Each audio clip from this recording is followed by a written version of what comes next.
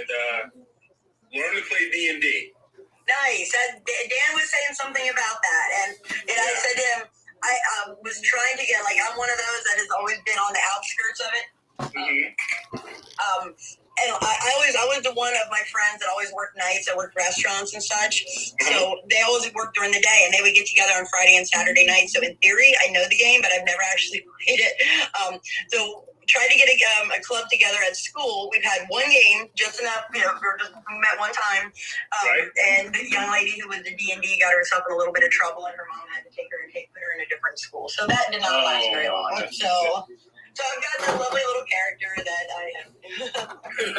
Yeah, all of a sudden, out of the blue, my daughter, 15-year-old daughter, said, I got an idea for us to do something. We'll do it. That's all. Let's play this and right. He's done right here. So I bought the starter kit. I have a starter kit, and I've been reading through it. It's got a lot of the basics. It's all just getting started. Like, it's a 5-hour campaign, or it could be a little bit longer. But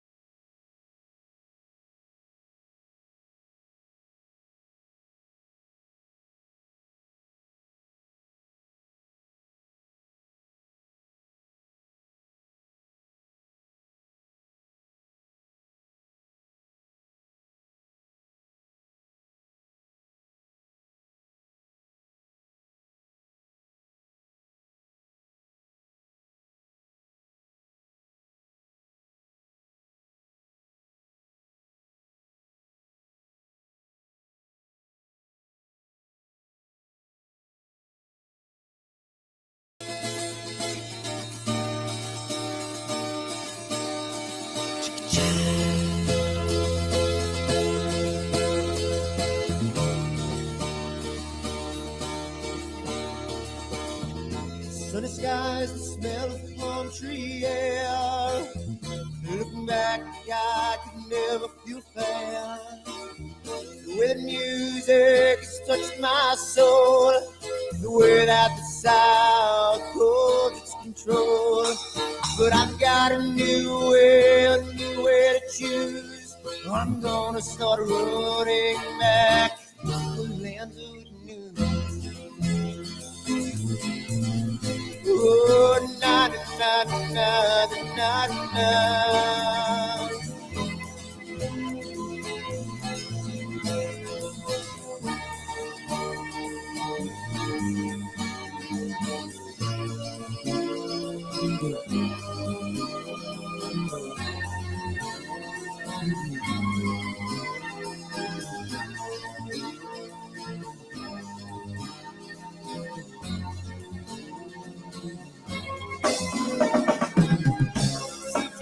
That I have lost my friend.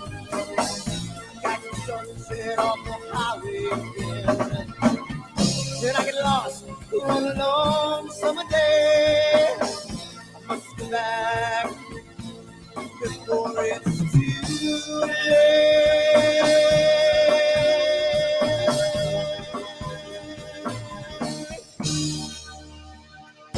You're afraid, you're feeling alone. Time and space can never unfold. The holidays can ring in your fear. The ghost-stream embrace can only mean tears. And I've got a new way to choose.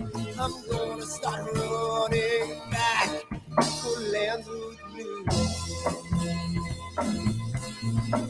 Oh, na na na na na na.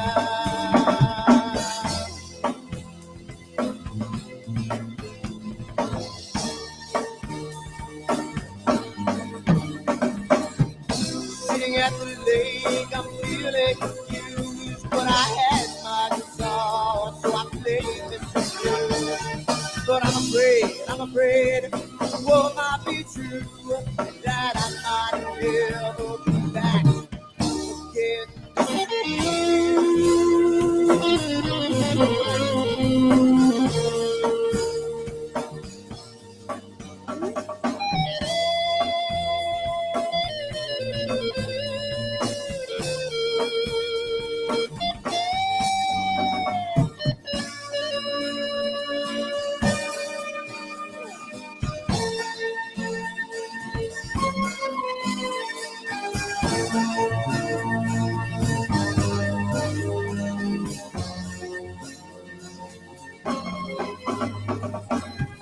Seems to me that I have lost my friend. Got the sunset off the highway again. Then I get lost on a long summer day. I must be back before it's too late.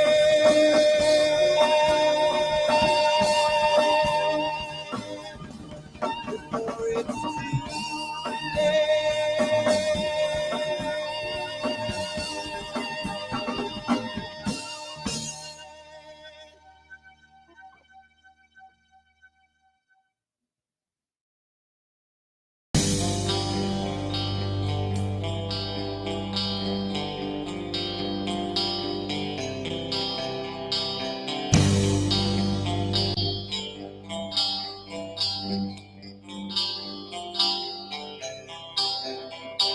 Someone to take me down at night. Someone to make my day. New revelation fills my soul. Oh, I can waste away. You distracting my attention. You're all that's on my mind. Not looking for perfection, but you're too hard to find. Now the first night is coming, and I know what to do. You know that nothing feels sweeter than someone else.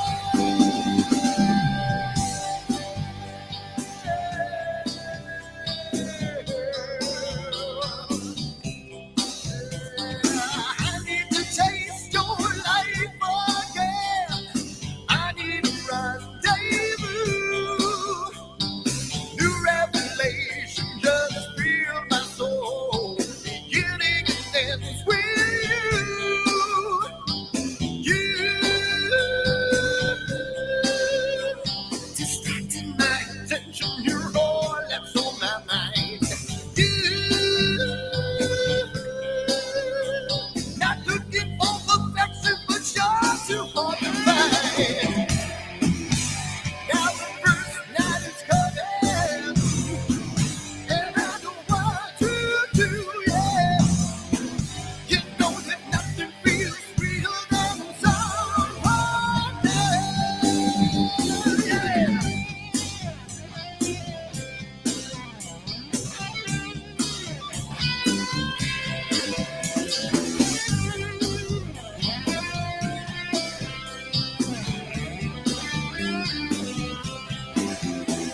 Check.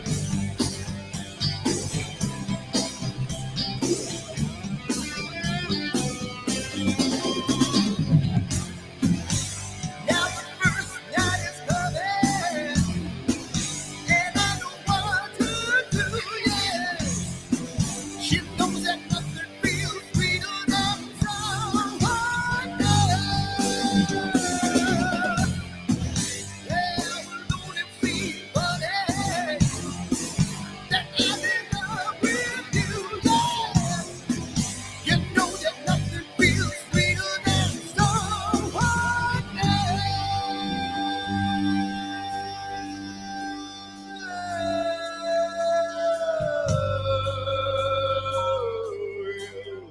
Yeah, yeah, yeah, you.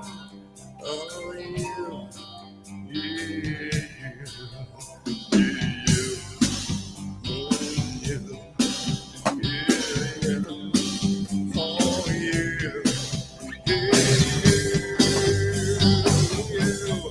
Yes, Scott.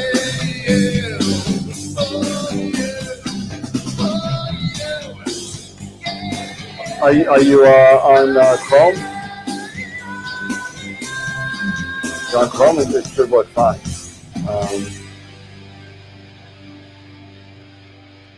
Did you allow it access to your camera? I thought I just saw you actually. Yeah, just log off and log back in. Yeah, just logged you off. Log back in.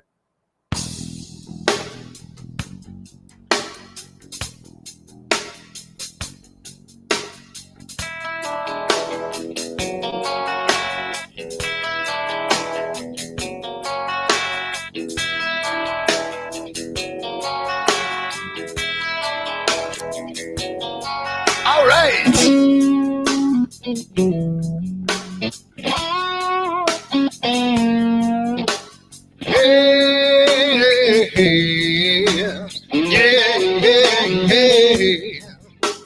Where did my color go? Got your head in the sand. You can't be in control, using a powerful hand. I wanna be you, I wanna see you. Don't taste the kisses of hate. Don't try to tell me, don't try to sell me, don't try to say it's too late. You're gonna push me to the edge, back me in a corner, making me stand in your shoes. Push me to the edge, hide a little color, it's black and white and blue. Black and white and blue, yeah. All right.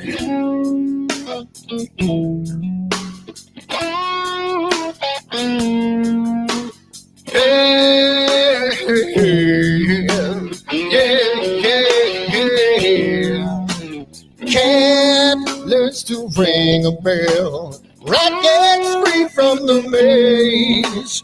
We can be taught to love. We've got to learn a new way. I wanna see you, I wanna be you. Don't taste the kisses of hate. Don't try to tell me, don't try to sell me, don't try to say it's too late. Yeah, you're gonna push me to the edge, back me in a corner, making me stand in your shoes.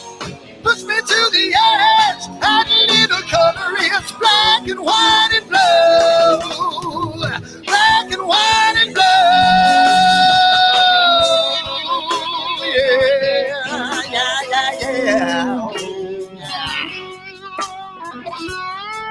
I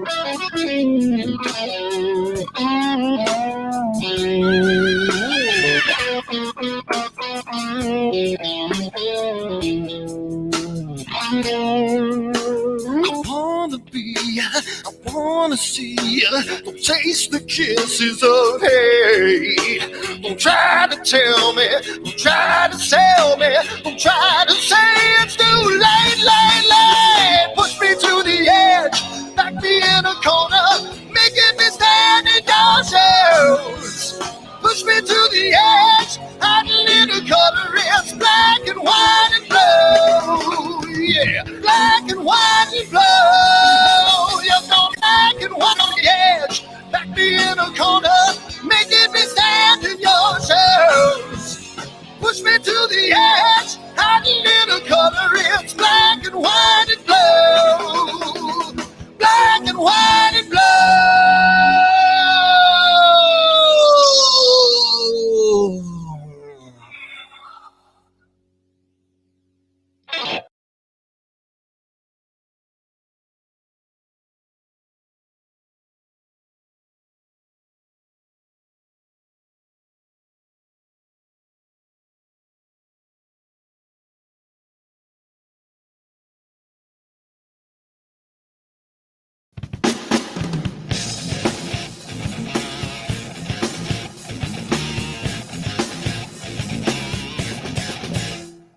I've seen a lot of bankers, and I've seen a lot of cops. I've seen a lot of lawyers pull out all of the stops. I've seen a lot of children with their parents in their hands. I felt a lot of women who refuse to understand. Well, I don't think I understand why we're making such a fuss. And I don't think I understand what's come of all of us. And I don't think I understand why we take the world for granted. I just want to get right back to Guitar Players Planet.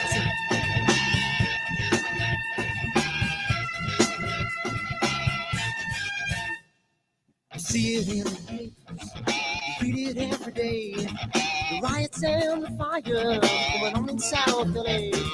The muggers and the government, they're all wanting the same thing. They take you for your money, whatever else spring. And I don't think I understand why we're making such a fuss. And I don't think I understand what's come of all of us. And I don't think I understand why we take this world for granted. I just want to get right back to Guitar Players Planet.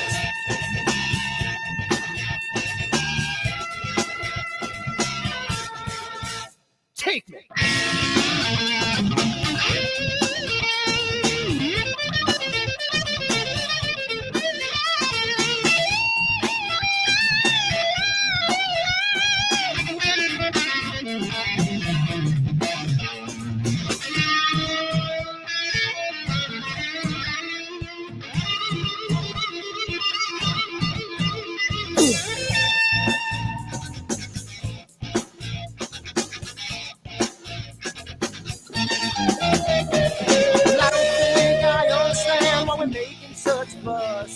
And I don't think I understand what's come of all of us. And I don't think I understand why we take this world for granted. I just want to get right back to Guitar Players Planet. Guitar Players Planet. Guitar Players Planet. Guitar Players Planet. Guitar Players Planet. Guitar Players Planet.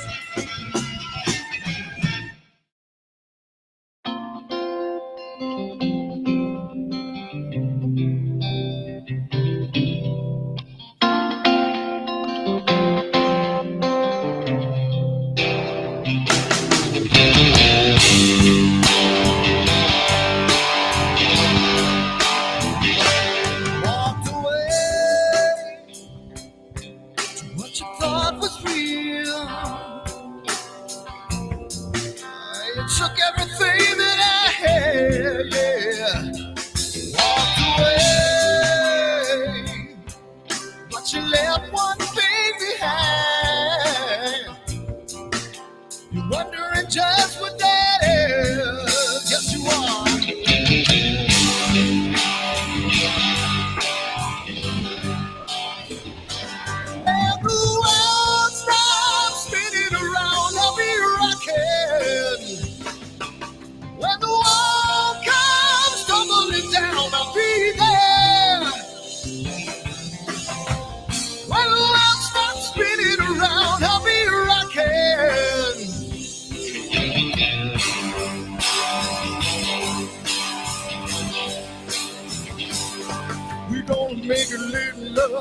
down by the water, maybe I'm the sun, maybe I'm a daughter when the music man calls.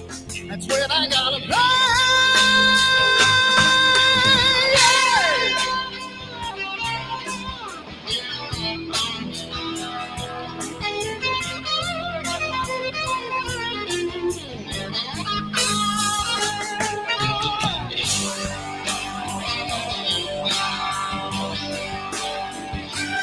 So I burn for the things I never had. I'm burning with hate, with love. Spin round. 'Cause as a boy I had a dream. Carry it with me today. Yes, I do.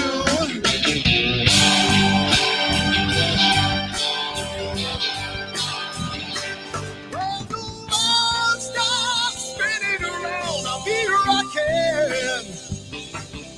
When the walls come tumbling down, I'll be there. When the world stops spinning around, I'll be rocking.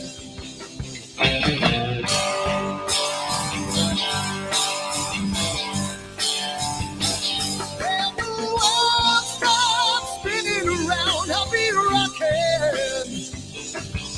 When the world comes tumbling down, I'll be there. Hey, hey, hey, hey. When the world stops spinning around, I'll be rocking.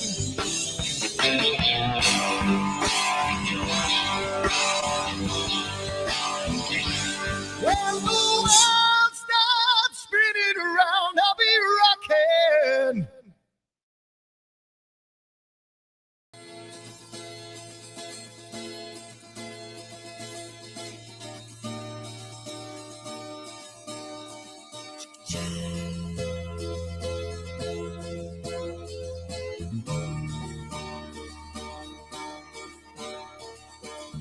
Sunny skies, the smell of palm tree air.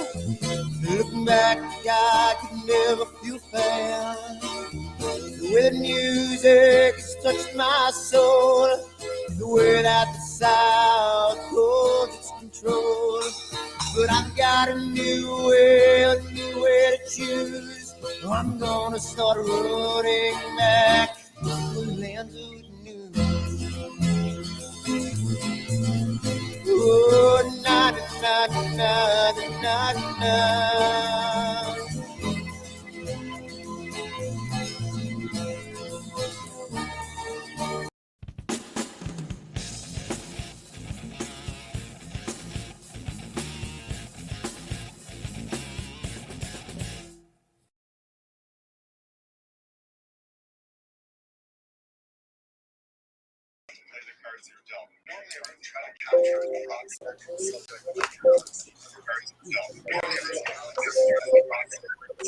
Let's adjust this a little bit. Hey, What's up? Let's adjust this a little bit. we're here. And sorry about that, everybody. We had some technical difficulties. And I got some other stuff going on. Let me remute this. It was Gizmo the Gremlin. Yeah, we had some issues. That's okay. It was Gizmo the Gremlin. Yeah. So how's it going, everybody? What's going on? Good. Happy Friday, everybody. Coming up on a weekend. A little bit of an echo there, Daniel. Somebody. Yeah, a little bit of an echo. A little bit of an echo, Daniel. Somebody. I think somebody's watching the replay. Yeah, somebody watching something? Because somebody's got to put the volume down, or Yeah, or mute that tab or something. I don't hear it anymore. yeah, it's Okay. gone now. All right, cool. Awesome. So, welcome to our Friday glitch service. The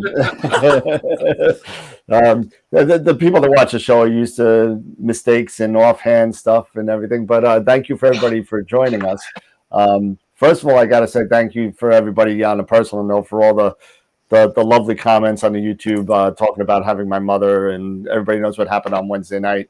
when my mother went to the hospital for surgery and we had to cancel the show. But we're working. I know you guys and girls that watch us every week, twice a week, love the show so much that we are actually working on another option, let's just say. So it looks like Eric is going to be trained as our official backup director, so we're gonna figure this out. So you will never ever happen to miss an AstroWorld episode ever again, as long as we're alive. As long as there's no gremlins on my side, it'll be fine. Exactly. I mean, hey, it's quite interesting. That in the whole course of the past couple of years, we've only canceled a handful of shows, and but a lot of people want to hang out on Wednesday nights or Friday nights, and that's what we're gonna do. So we're gonna get Eric all set up because he's got a new wicked computer, and he's gonna be doing that. So, whew. All right. Yeah, it's full of power, 1.21 gigawatts. Oh, 1.21 What's a gigawatt? Let me see what we got here. So let me start with my little. This is the wrong one. Oh my goodness! I almost did the wrong Eric, PowerPoint. Eric, yeah. will that power my flux capacitor? Oh yeah, I give I have Mr. Newcomb here. I feed it banana peels, all other kinds of stuff. Yeah, the cost of gas these days, you need that. Yeah, yeah, you ain't kidding. Mr. Fusion is sitting right over here.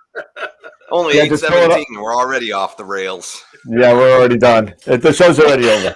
but first of all, I got to say again, thank you to all of our sponsors out there. And we just got another sponsor today, Paul Burkhardt. Thank you for the member sponsorship. First one, number 18. So thank you, Mr. Paul. Appreciate it. And what we're going to do now is, first of all, say thank you to our main sequence level sponsors, Woodland Hills Camera Telescopes and Night Skies Network, which is going to be something that we're going to be talking about pretty soon. So it's going to be, what's that? I was just saying full screen. No, yeah, I know. Yeah, thanks. Also to our Red Giant level, thank you so much to Prima Luce Lab and Camera Concepts. And our Super Giant level, Masters of Pix Insight, and the guys at IP for AP. Thank you so much. And unfortunately, Paul, you're not on here yet. You'll be on here next week. So thank you to all of our members on a personal level. And if you would like to be a member, feel free to hit the join button on YouTube and join us, and you can support us, and all the money goes back to giveaways and stuff like that. So and you get t-shirts and a whole bunch of other cool stuff. So Josh was mentioning that your mic might be a little too hot. Dan, you may want to check it just in case. Thank you. I'll do that. Is it blasting? Is it blasting? It's probably blasting. It was rumbling a little bit. A little hot. Check. Hot Yeah. there. All right. You can take it down even more, Daniel. There we go. Oh, good. Of course, I can't hear myself. So whatever the case may be. So tonight. Now you're. We cannot hear you now. Now we can't hear you. Now you can't hear me at all. Awesome. Yeah, it's very low. Barely. It's like. That's better. How's that? Is that better? Or too much? God. It's either feast or famine, You're gonna blow out your Wow. speakers. Blow out mine. Is that better? Is that good? We good now? No. Wow. No, we're Come not. up a little bit. You're like halfway between where you just had it. I can't go halfway. All right. Well, Actually, it sounds is. good to There you me. go. Yeah, it's All right. fine. Let's Sounds good to me. just move on, shall we? Yeah, let's do that. We're having major glitch problems today. I don't know what the problem is, but tonight we do have Scott Roberts with us tonight, who is here for his second appearance on AstroWorld. Yes. Yeah, it's awesome to have Scott always. He always has a bunch of lovely stories. I promised everybody that you would tell the story about the eyepiece replacement that burned up in the house. Yeah. So I actually have them right here. So I know you do. Hey Dan, go back Yeah. full screen. You got Melon and everything going. Check. I got. Yes. I keep these things in my office. There you go. I don't know if you can see Oh those. yeah. You have them in a glass case. Oh yeah, he saved them The all. glass case. They're very precious to me in a way, because well, it's a very sad story. The whole Paradise Fire that happened in California was just crazy, and I've been to Paradise many times. Mhm. It's just outside of Chico, California, kind of a mountain town, small town type of thing, and so to think that it literally the entire town and most of its homes were wiped out in one single fire is just crazy. Wow. And I had friends and relatives that lived in the area, and when they were driving out, like their tires are melting on their vehicle. They don't know if they can get out. Wow. Yeah. So you can imagine just driving through, smoke, maybe flames, your tires are starting to melt. They melt and they pop, you're done. Okay. Yeah. So, Yeah. right. You got, Yeah, for sure. you got nothing you can't run through that. And so, yeah, it's pretty crazy. Yeah. What was interesting, Scott, is they found out what was the cause of that fire. And it turned out that PG&E, Right. the towers that actually hold the wires, there was a hook, a J hook. The hook had never been replaced in 15 years, and the wind kept moving it. So it started to erode, and it actually broke the J hook. The wire came down and it arced on the ground, and it started the fire. Just because it didn't go ahead and do a visual inspection to replace it. So all those homes, a little hook. How much is this hook? God, the hook's probably no more than $15, if that. But you can imagine the cost of the devastation, because it's only like 100 miles from where I live, and it's just material stuff. What was the cost to people's lives being changed and all of that? And you not having a home anymore, and all of your belongings burning to the ground. Now the eyepieces in question here, I think it was like a 24 millimeter wide angle and a 30 millimeter. And I mean, this one, you can see the aluminum body. Pull it down here a little bit. Go. The aluminum body, there's like white, like bubbling up right here. That's glass. There's like some green here, which is also glass. And then there's like a piece of melted glass right here. I mean, this was a hot fire. You can just imagine the heat. Yeah. The amount of heat. My gosh. One of the things, and then this one completely burned the aluminum body. I mean, it's gone. Okay. The only thing that was left is the stainless steel barrel. There's a cake of optics that is kind of just melted and just solidified there. But, one of the things that we have, if on these eyepieces, if you buy them, you register them, you need to register them, okay?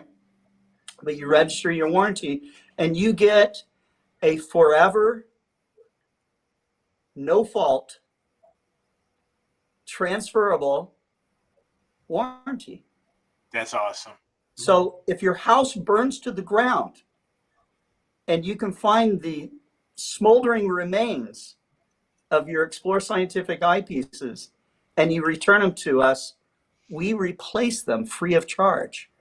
Wow. That's awesome. So that's the deal. So you really wanted, I never, to be very, very honest with you, I never expected to see that exact scenario, okay? And sadly it came to pass, but I know that the individual was happy to get replacements, and hopefully he's back up, and maybe through insurance and a good situation and getting another place. The people I know that had to have homes replaced and stuff, they're still, even now, still getting back on their feet. So just really a tough scenario. Amazing. Yeah. So I keep it on my desk as a reminder, to our commitment to customers and a lot of people that work at a company somehow think that the money comes from the company somehow magically, like, okay, money's growing there or something, all the money and your boss, okay, the one that can fire you instantly, you and all your employees, okay, is the customer. Yeah. And if you don't understand that, you don't understand the business that you're in, okay? So, and our customers are part of a global community that are living a lifestyle of astronomy. And so you have to kind of think of yourself as someone who assists as an outfitter, Yep. That's your role. And your role, okay, if you make products and absolutely products and market products, of course, you have all of that responsibility to take care of that. But if any of you came to work for me, the first thing I would tell you is that, look, we are all janitors for the brand, okay? We clean up the messes, we support the people that we are outfitting, and that is your job. And the quickest way to get yourself fired, there's a couple of ways. One is you steal from me. The other way is that you destroy a relationship with the customer. Yeah. Intentionally. And I've worked with people that actually really did intentionally try to destroy relationships just because they didn't like them. There was like something, they got their, I mean, sometimes you run into people and you don't like them very much for whatever reason, Mm-hmm.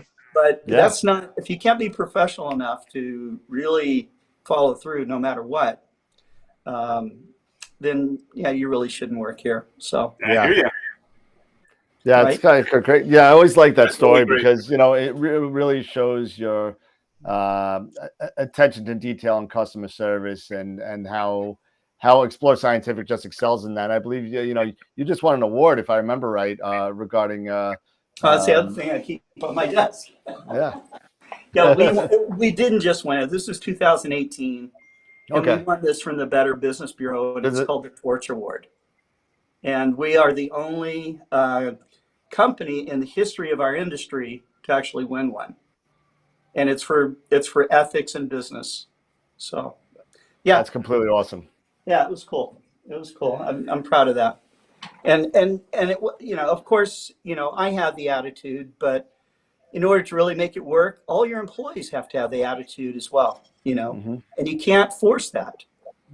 You can't force it. They have to have it, They have to have the attitude. It's all part of the culture of the business too. So It is. Exactly.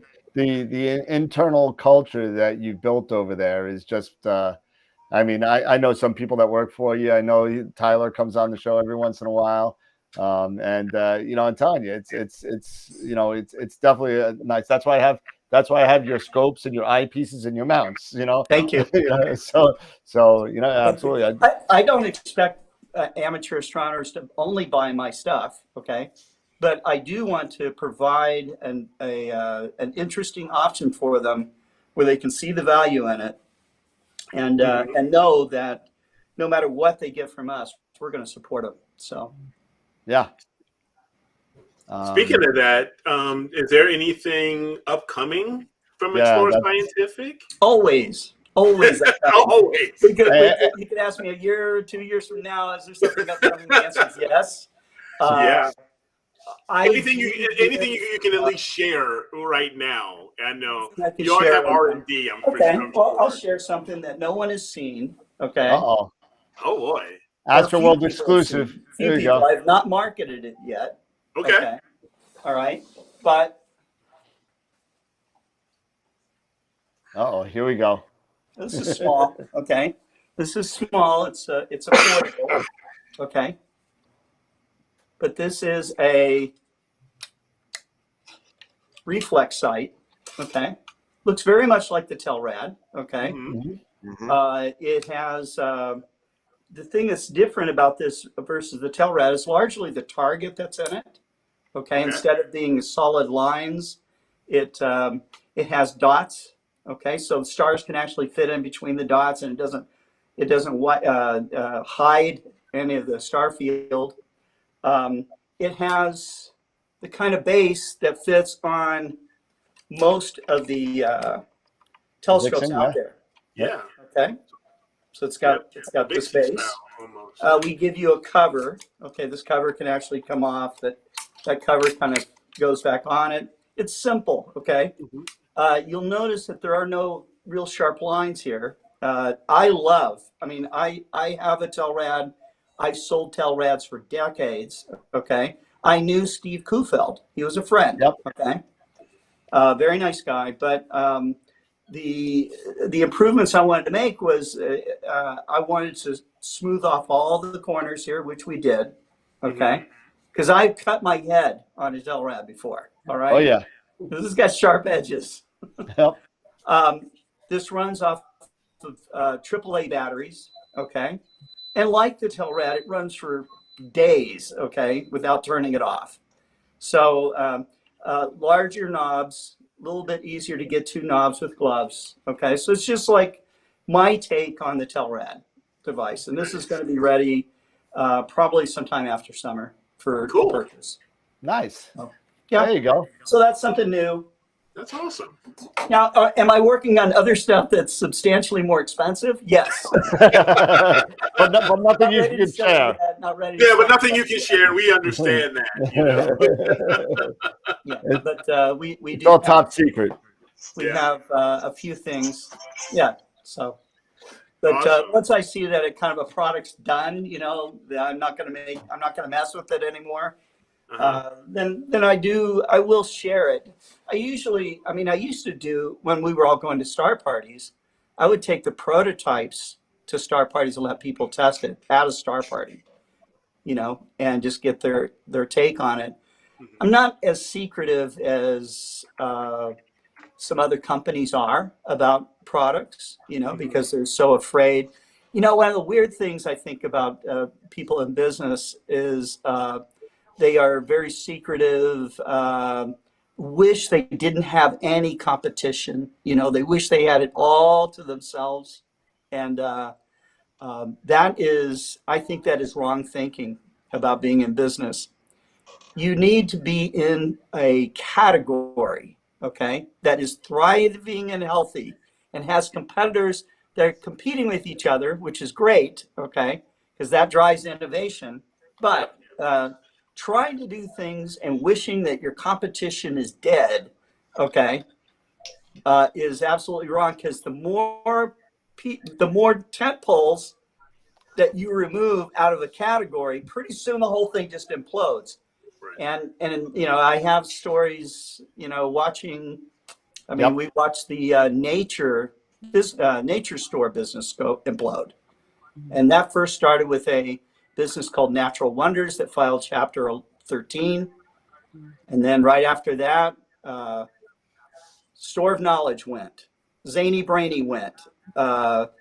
Learning Smith went. All these businesses that were, FAO Schwartz even went all the way down just to one store, right? And so the whole group of FAO Schwartz businesses went. Yeah, exactly. Right, and then the last man standing, or last business standing, was Discovery Stores, and they were my account. Okay, now this whole category for Mead Instruments. All right, and so you got to layer on the other companies that were in this business selling our type of products to these nature stores. Just for Mead Instruments, it was $35 million a year annually. Okay. And Discovery Channel stores basically knew that number. And they thought that when all of these businesses went, that they would get all that business. Guess what really happened? People stopped shopping in those kinds of stores because they didn't see the variety anymore. They didn't see the category anymore. All right. So you couldn't just go into a AAA mall. Yeah. You used to go into a AAA mall and you could see Natural Wonders, Discovery Channel, Store of Knowledge, and all of them had telescopes. Yep. Right? That's not there anymore. Yeah. So where do you get telescopes now? Largely now you buy them online. So Yeah. that's where the category went to. And the business has grown over the years, but it taught me a lesson that you need to, the category needs to be healthy. So I always hope that our competitors are in doing well, and that they are innovating, and that they're taking care of their customers. Okay, because if they're not, then they're hurting our industry. They're Agreed. hurting our category. Yep. So kind of think of it like that, I mean, how many times have you went to go buy like tile or carpets or whatever, and you go to the part of town where there's store after store after store of tile stores, okay? It's because they have and how about Restaurant Row? Okay, you want to go to Restaurant Row, all right, because it's more fun, it's more vibrant. If there was only one restaurant on Restaurant Row, you're not going. You're not going. No. Yeah, you're not going. You're eating at home. There's into Hogarth's point, choice is good, variety is good. Absolutely. Options it's are the good. lifeblood of the category you're in is to have that variety. So exactly. Yeah, if you don't have that kind of competition, a good competitor in that regard. Yeah, if you don't have that type of competition, number one, supply chain notwithstanding issues. Usually, competition keeps the prices on a normal level. Whereas lack of competition will always inflate. So that too. So when other things happen, and people are not keeping things competitive, it's just a huge problem. It creates lots of ugly things. So. It does. And not the least of which would be mediocrity. Say it one more time. Yeah. And not the least of which would be mediocrity. Right. Right. And you get mediocre products. You get people who think they're done. They found the answer. They're not looking for new options. They're not looking for new answers. That's true. And amateur astronomers are always looking for the next edge. What can they do now to find an exoplanet, for example? Okay. Most of us in amateur astronomy don't find exoplanets or don't do any exoplanet research. But some of them do, and some of them actually measure the dip of the brightness of the transiting exoplanet. They know how to do that.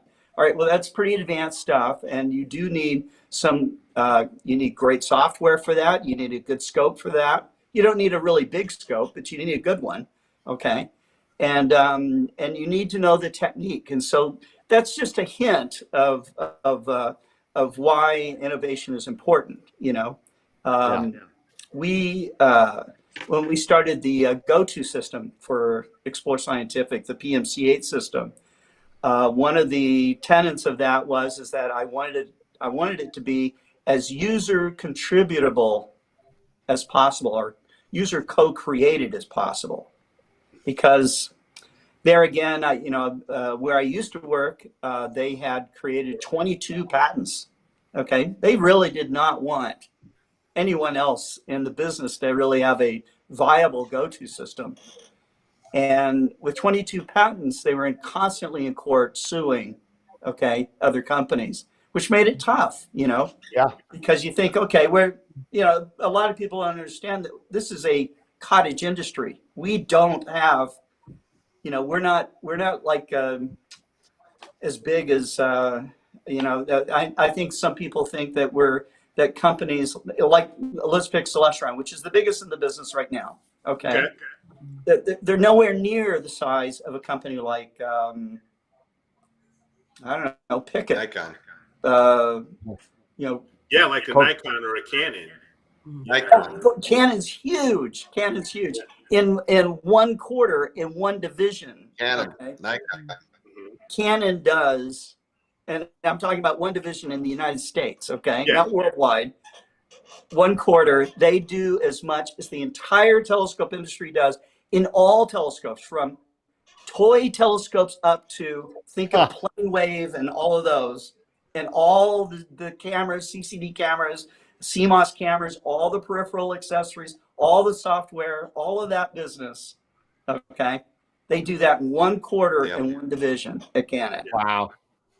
That's incredible. But one thing is that Cap World 4 said, we need someone to compete in the solar telescope market, to drive down costs there, because you don't have. It's already driven down.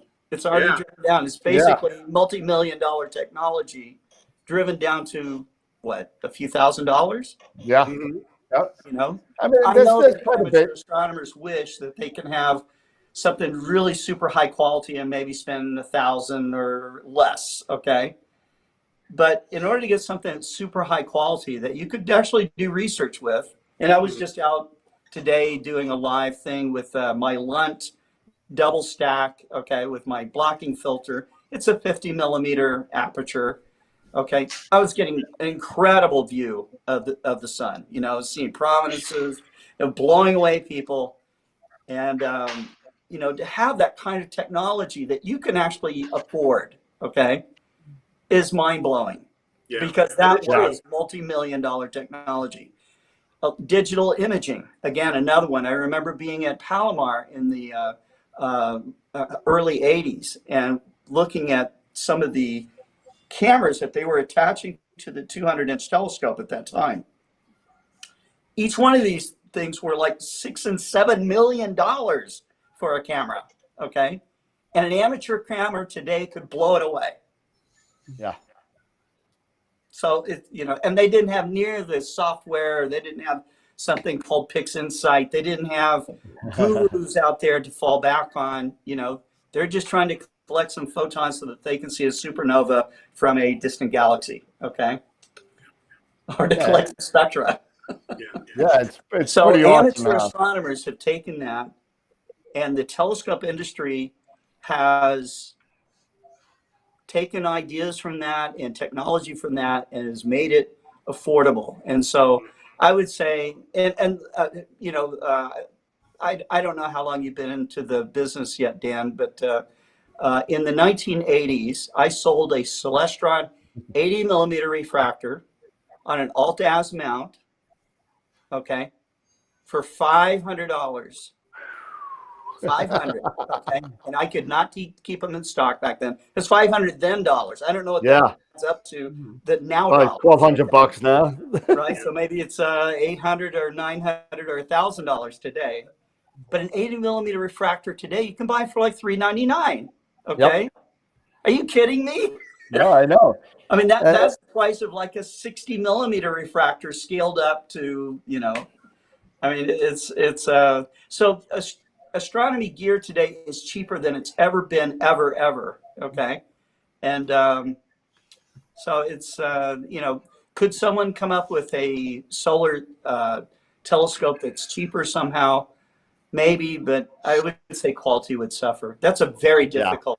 Making etalons is an art. I mean, it is really very specific that they can even make them in production. Yep. Yeah, I'm actually, I'm actually looking to just buy myself an inexpensive solar finder, just so I can get started with my little, with my 8-inch Schmidt, because I have the little, the film filter over it, not to do anything special. I just wanted to be able to say, hey, I can see the sun. I can film the sun. They do sell the paper, the batter paper for it. Little Mylar kind of thing that you can slip over the front if you want. Yeah, and that's what I actually have, the Celestron, the one that actually fits over, kind of like the dust cap. I'm talking about the finder, the 80 millimeter. Oh, little. Okay. Yeah, so you can get the paper and put it over the front. It's like $40 a sheet. You put it on the front. Is that Daystar? Is that what that is? It's made out by Batter Planetarium, from what I know. It's actually a sheet of paper that you just. It's Mylar, isn't it? Mylar. It's Mylar. Yeah. Yeah. So it's aluminized or metallized. Yeah. Metallized film is what it is. Yeah, it's a cheap way to kind of get around it. Yeah. Optical makes it. Batter makes it. Those are the Mylar types or film, plastic film type of filters, but there's also glass filters Thousand Oaks is probably one of the last holdouts to actually make them. Yep. But a good wildlife filter is great for, if you're going to go chasing cliffs or something and you just want to get the phases, and then of course you're going to pull them off for the totality. But Josh actually asked a question which I don't know the answer to. I have no idea. Speaking of solar, how many pinholes would you expect on a new glass solar filter? We have a customer that bought a glass solar filter from us. I think it's the same customer that's asking the question. And do I have a number in my, that's written down somewhere? Oh yeah, if there's 15 pinholes or 1 pinhole or 100 pinholes, what's the threshold? I think that this is my take on it. If you're nervous about your solar filter, don't use it. Do not use it. If it's new and you're nervous, return it. Okay. Yeah. So, you can. I mean, there's ways to get around it. You can put flat black on it, and stuff like that. But some pinholes are not going to harm your vision. It's certainly not going to blow up your camera. Okay. But if you're nervous, don't take any chances. I mean, it's like, you and I are going to go skydiving or something, and you're just nervous to go skydiving. So my parachute's not going to work. Do it. Stay in the plane. And by the way, we have confirmation it is the same customer. So yeah, because because I was actually looking at out there that's nervous about these pinholes. Yeah. Don't even think twice about it. Return it. Okay. Yep. Send it back. Yeah. Yeah. Yeah. Yeah, because we don't manufacture the glass solar filters, and if I have a customer that's unhappy with one, I have no qualms about returning it to the manufacturer that I bought it from. So, I hear you. Because I'm actually looking at that Teleview solar finder, I think you call it. It's a nice little device. It is nice. Yeah, just something so I can. So I'm not looking up at the sky, of course. Okay, so I'll teach you a trick. Okay, in fact, probably all of you guys know this trick. But basically, what I do is I keep the lens caps on my telescope, and then I just look at the shadow on the ground, and I adjust my scope and RA and deck until I see the skinniest shadow. Okay, if I throw in a low power eyepiece, most of the time the sun's right in the eyepiece at that time. Yeah, So it's easier. It's easier to do with longer telescopes, but absolutely. Because if you got a Schmidt that's kind of like, a little compact, it's tough to get that shadow right. But he's exactly right. You're gonna be pretty darn close. And if you're really lazy like me, you could spend about $14 and get something. This is out of my closet. That's actually a good device that he's got. Yeah. This comes out of my closet of death, and this is called the Heliopod. And basically all it does is you point, you have a graph here, and well it's all plastic, and the light shines from the sun through this little pinhole. Yep. And reflects on the grid. Okay. So once you get the sun in the hole in the center, you're pretty darn close. Okay. Yeah, that's kind of what that Teleview solar finder kind of looks like. Well, the Teleview solar finder is a little bit more advanced, than this 3D printed. It looks kind of like that though, but it looks like that though. Yeah. That same idea. You're right. Yeah, it is. It's just better made. Yeah, it's better made. They're instead of plastic, it's metal. Yeah, this is they actually Heliopod doesn't even make these anymore. They don't really make them anymore. I think Soul Seeker or Soul Searcher.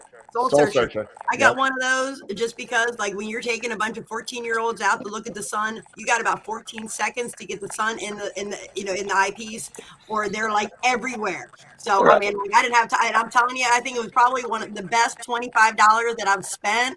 And it was, I mean, the same thing as what you got there, Dan. It took that process, and I was able to get it in like 15 seconds. I'm like, this is what I need. So. Right. Right. Yeah, you know, the reason I was bringing this up is because, you know, I've seen so many more. Like recently, I saw a lot of solar, you know, photographs that have been coming out, and I believe even when we were on your show, you know, just earlier this week, you know, there was a gentleman showing him. He was showing processing through Photoshop his solar images.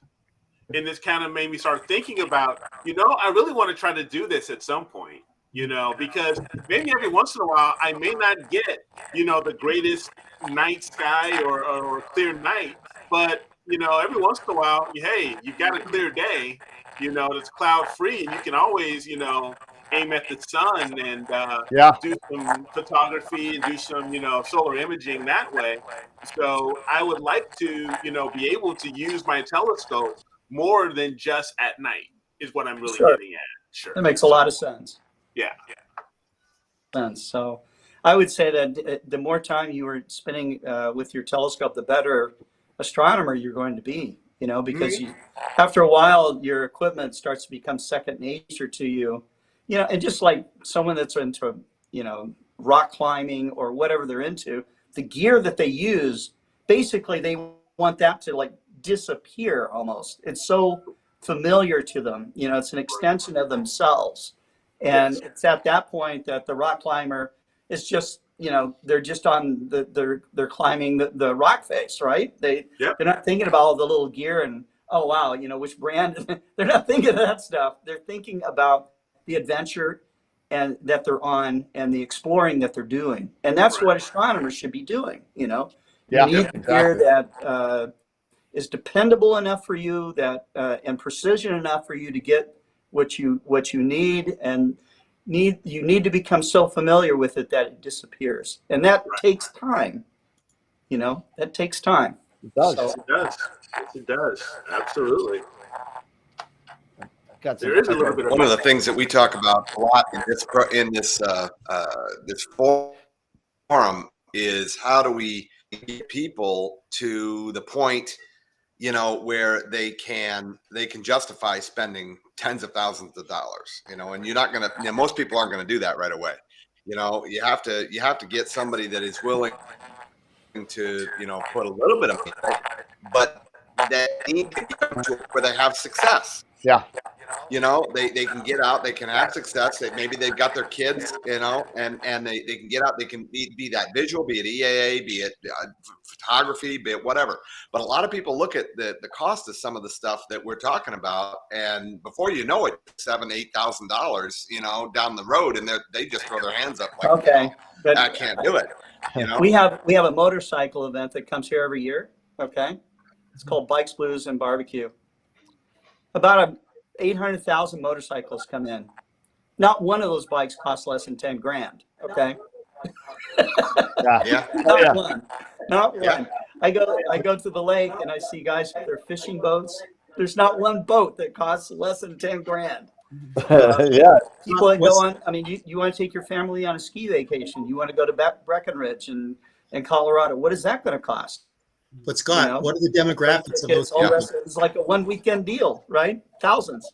Yeah. So, the demographics of those people, the people that are kind of older established. That investment, if they're really going to be in our lifestyle, okay, this isn't just a novelty, okay, but they're actually going to be in the lifestyle of being an astronomer.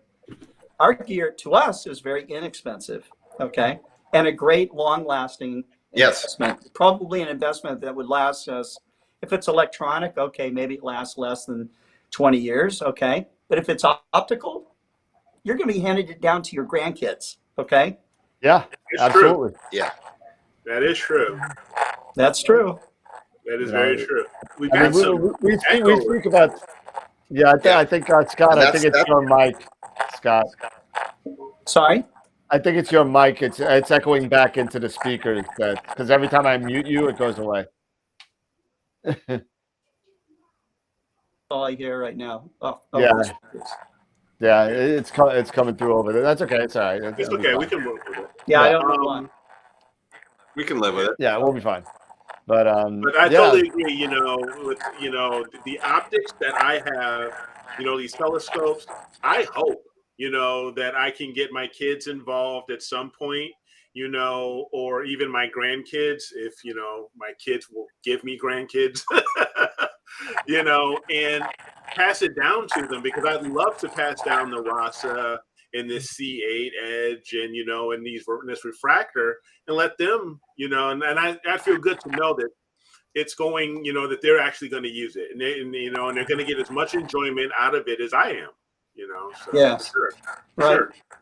Yeah, you know, so if I talk to any of you, you know, if we get to spend time, you know, one-on-one, and I talk to you and how astronomy has helped you, okay, like during whatever crazy time that you might have in your life, and, you know, the peace and the perspective, all of that stuff that you get out of astronomy. I mean, I mean, you know, you can either spend megabucks on a therapist, okay? Yeah. Or you can Which- get out which some under of us the Milky do. Way and start to Yeah. go, okay, this is what the big picture is. My problems are now shrinking, okay? They're shrinking, and I'm feeling peace, okay? So that is it. And you can do that through astrophotography. You can do that through visual work. You can do it with a telescope. You can do it without a telescope. I recommend that you try it all, okay? Because it's really amazing. And then let's look at our community. How amazing is the community of people? I mean, you're not going to find a more honest, sharing, diverse group than you'll find in amateur astronomy if Agreed. you start looking around the world. You know, you're going to find that almost everybody, every age, you know, men, women, everybody from every culture, okay, is interested in the stars, in space, and trying to figure out where we're all from. Exactly. I don't And I get guess- myself out too awfully much, you know, out and about, out of my yard. But when I do, you know, I have yet to see a person that is not just like drawn to like a magnet. They're like, what are you doing? What are you doing? You know, what have you got going on there? They want to know, and they're interested. You know, I don't think anybody has ever looked at, you know, and said like, you know, that's boring, you know, and just not interested. You know, it's like, it just catches them. Yes, they are. Yes, they are.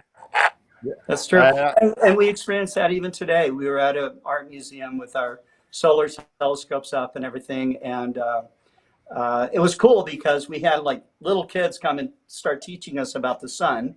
Okay. We had people that were older that had never looked through a telescope at anything ever. Okay. And they were getting their first view and H alpha of the sun, you know, so I thought that was really cool. But it was kind of just the way that, you know, people kind of genuflect over, you know, our place in the world, and, you know, how that contrasts right now with the, you know, with the troubles we got going on in the world right now. Yeah. So it's you know, certainly we need people more focused on the good things out there. And I would say astronomy is a good thing. So What we need is we need to have more celestial events per year. Case in point, 2 years ago, we had the comet. 2 years from now, we get the total eclipse. But if we had more events, because remember the great American 2017 eclipse, people were lined up getting glasses because everybody knew that this was a big event. It's just a shame that we just get these events few and far between. If we had more of them, people would definitely flock to this hobby. Yeah, that is true. That is true. I mean, you get every once in a while you'll have events like the solar eclipse, you know, or like a Neowise, perhaps something like that. But yeah, you're absolutely right. It's unfortunately, you know, that there's these events and, you know, these things don't happen often enough. And the ones that do happen often enough, you know, like the meteor showers and stuff like that, a lot of people don't know about them, or there's not much, you know, advertising or things like that, or did you know this is happening type of stuff out there, you know, that's being put out there. So you can have these regular, you know, people, you know, understanding, hey, you know, back in the day, you know, we used to do this stuff.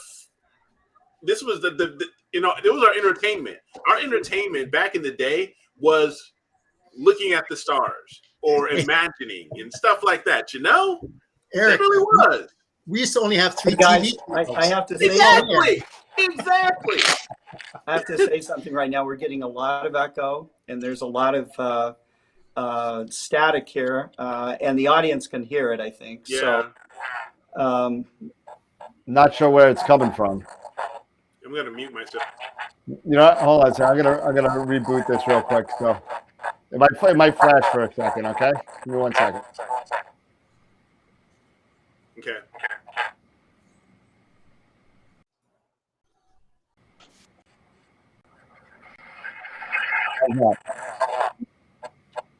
still, we still have a problem, Houston. Goodness. Yeah, and it's you know, I mute everybody, and then when I mute you, Scott, it goes away. So that's okay. That's all I can do. Yeah, I think Try logging out, logging in. no, Yeah. it's not that. And Gideon says it's R2 Dan2. Yeah.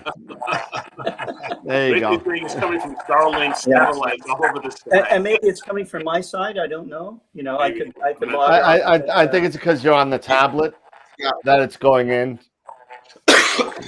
Who knows? But that's okay. Do you have YouTube running, Scott? right. I don't. I got a headset on. So. But I want to One thank you guys for having me on the show today. And Yeah, absolutely. yeah, I don't know if there's any other questions, but the distortion's a little bit too much right now. Okay. So, okay. All right. Yeah, Well, thank you no very problem. much.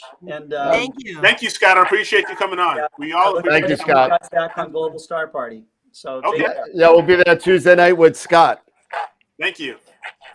We'll be to the Tuesday night with Scott on the bottom. Take care. Bye-bye. Right. Care.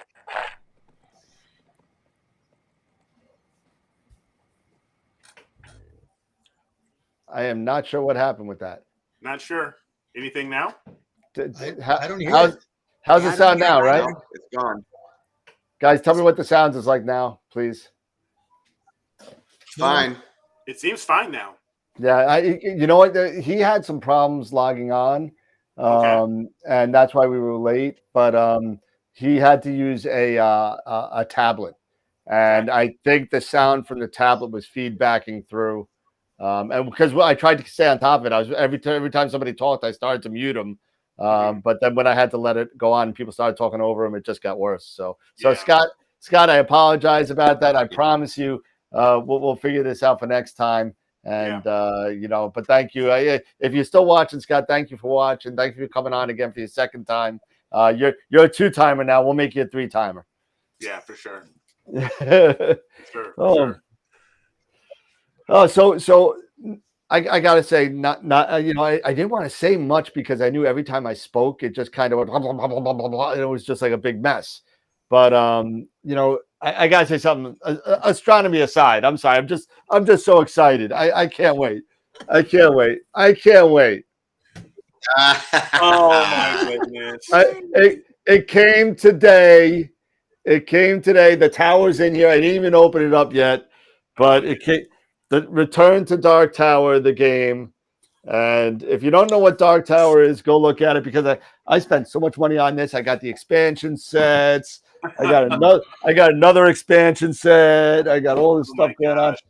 2 years it took for this as a Kickstarter. But I'm sorry. You know what? I'm going to do a live unboxing because I want to see what the tower looks like. Oh my gosh. All right. So anyway. It's a D&D thing. Yeah, no. You know what's coming up that's pretty cool that's coming up next month that I just kind of learned about some of this stuff. We're going to have a black moon. We are. What on earth is a black moon? A black moon, if you don't know what a black moon is when you have 2 new moons in the same month. Really? It's called a blue So moon. we're Blue going moon. to have, Blue moon. That's a blue moon. It's a blue moon. It's called a blue moon? I thought it Yeah. was called a black moon. When you have 2 full moons in a month is a blue moon. It's a blue Yeah, moon. because Yes. you have 2 new moons. But if you have 2 new So moons, yeah, because that's what okay, so it's a blue moon. I thought it was a black moon, but Yeah, so we have new moon coming up, around April 1st, and then we have it again on the 30th. And the same thing. Oh, right after that weekend is the other. Oh, right before that is the Messier Marathon again. So, oh yes, and now they've been talking a lot about the Messier Marathon, coming up. Yeah, so that's this month. To work on in April. It's in April as well.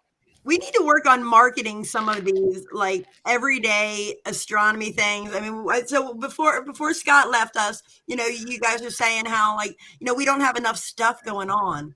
But if you're out there on social media at all, it does not take much to get people excited. We need some good astronomy marketing campaigns. We need to get out there and market, get everybody hyped about some of the stuff that we're hyped about.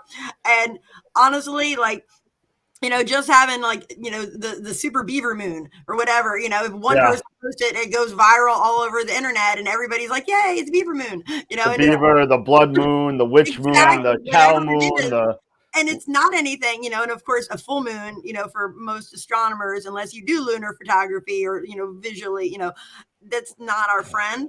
But everybody, they get 30,000 likes, like, yay, wolf moon. We just need to market this stuff better, I think. We need it's out there better. I agree. Well, you're the teacher and you're all about outreach. So, I mean, I'm working on it. I honestly, a lot of the outreach is I'm just not really sure how to, because never having been to star parties, never have, everything I've learned on my own. And, until we actually had that Zoom, when I met you guys in Neath, I was just in heaven because I had never really been around people that did astronomy at all. So that was the first time I actually got to talk to humans, not on the internet. So like I said, I've never been to these things. I don't know how to do it, because I've never been to one, if that makes sense. Right. Absolutely. What does a star party look like? I have no idea. I've seen pictures of them. so that's kind of been for me, how do I do this? I don't know. And then before you invite students to something like this, you want to have all those, those things worked out, because God forbid, the kids show up and you have equipment problems and bad weather and what do you do when you have a bunch of kids and then you got nothing to show them? So, but as far as marketing this stuff, we need to be like, you know what? We're going to get really excited about the Messier Marathon, get it out there. Hey, everybody. And, and most of the internet would probably be like, wow, I've never heard of that before. Well, you know what you could do, and I'm gonna do a shameless plug here. You know what you could do? There's a lovely list every month. If you sign up to the AstroWorld newsletter, you'll get it.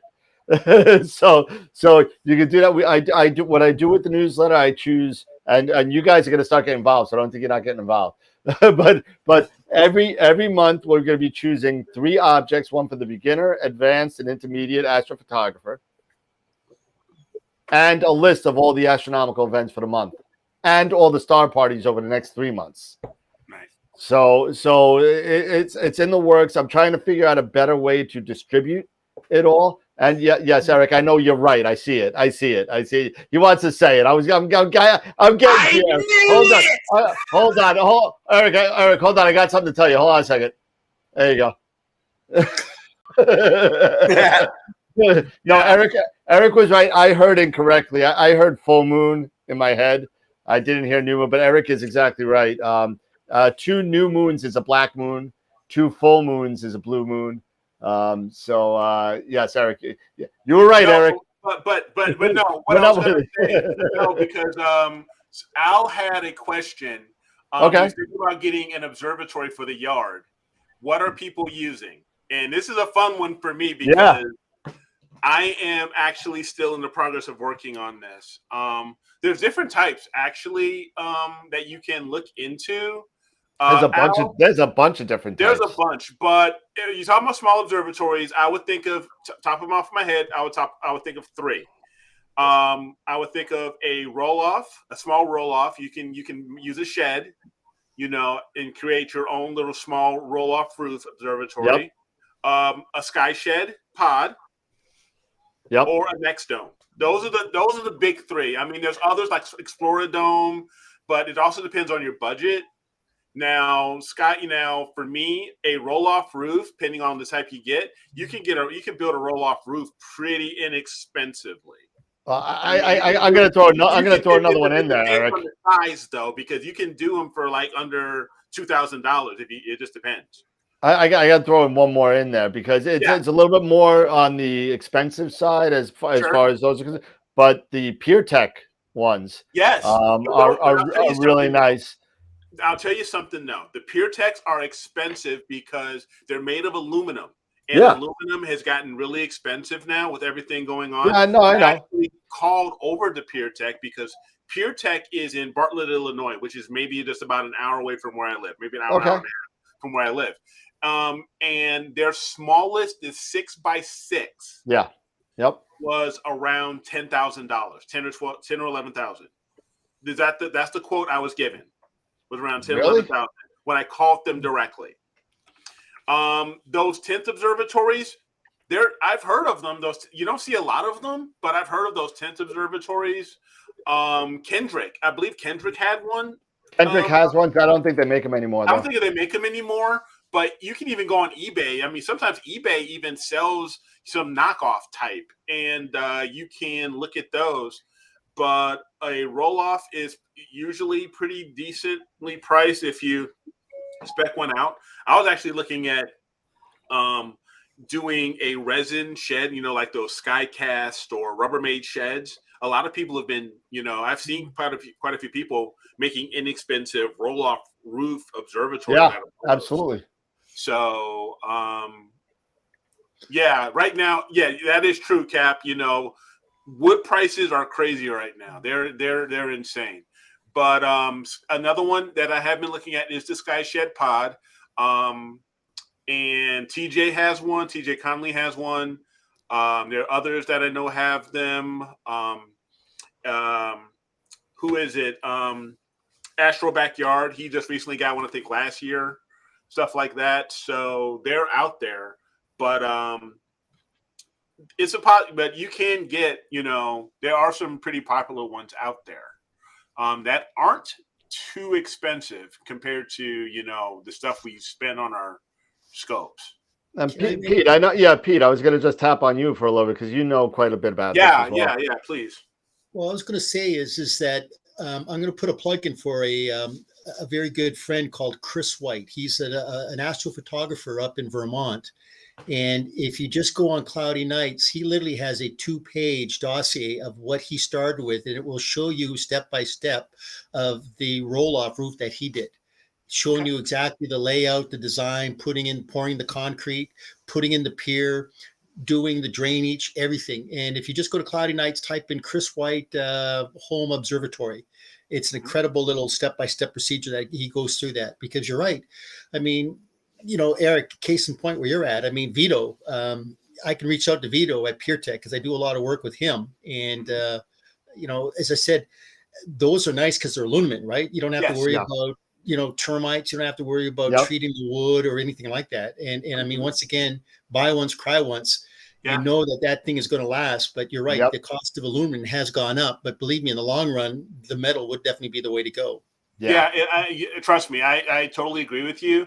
If it was in my budget, maybe my retirement budget, but in my budget right now, having kids. They're expensive. When I kick the kids out. Hey, listen. Like we talk about this all the time on the show. Sometimes you just want to.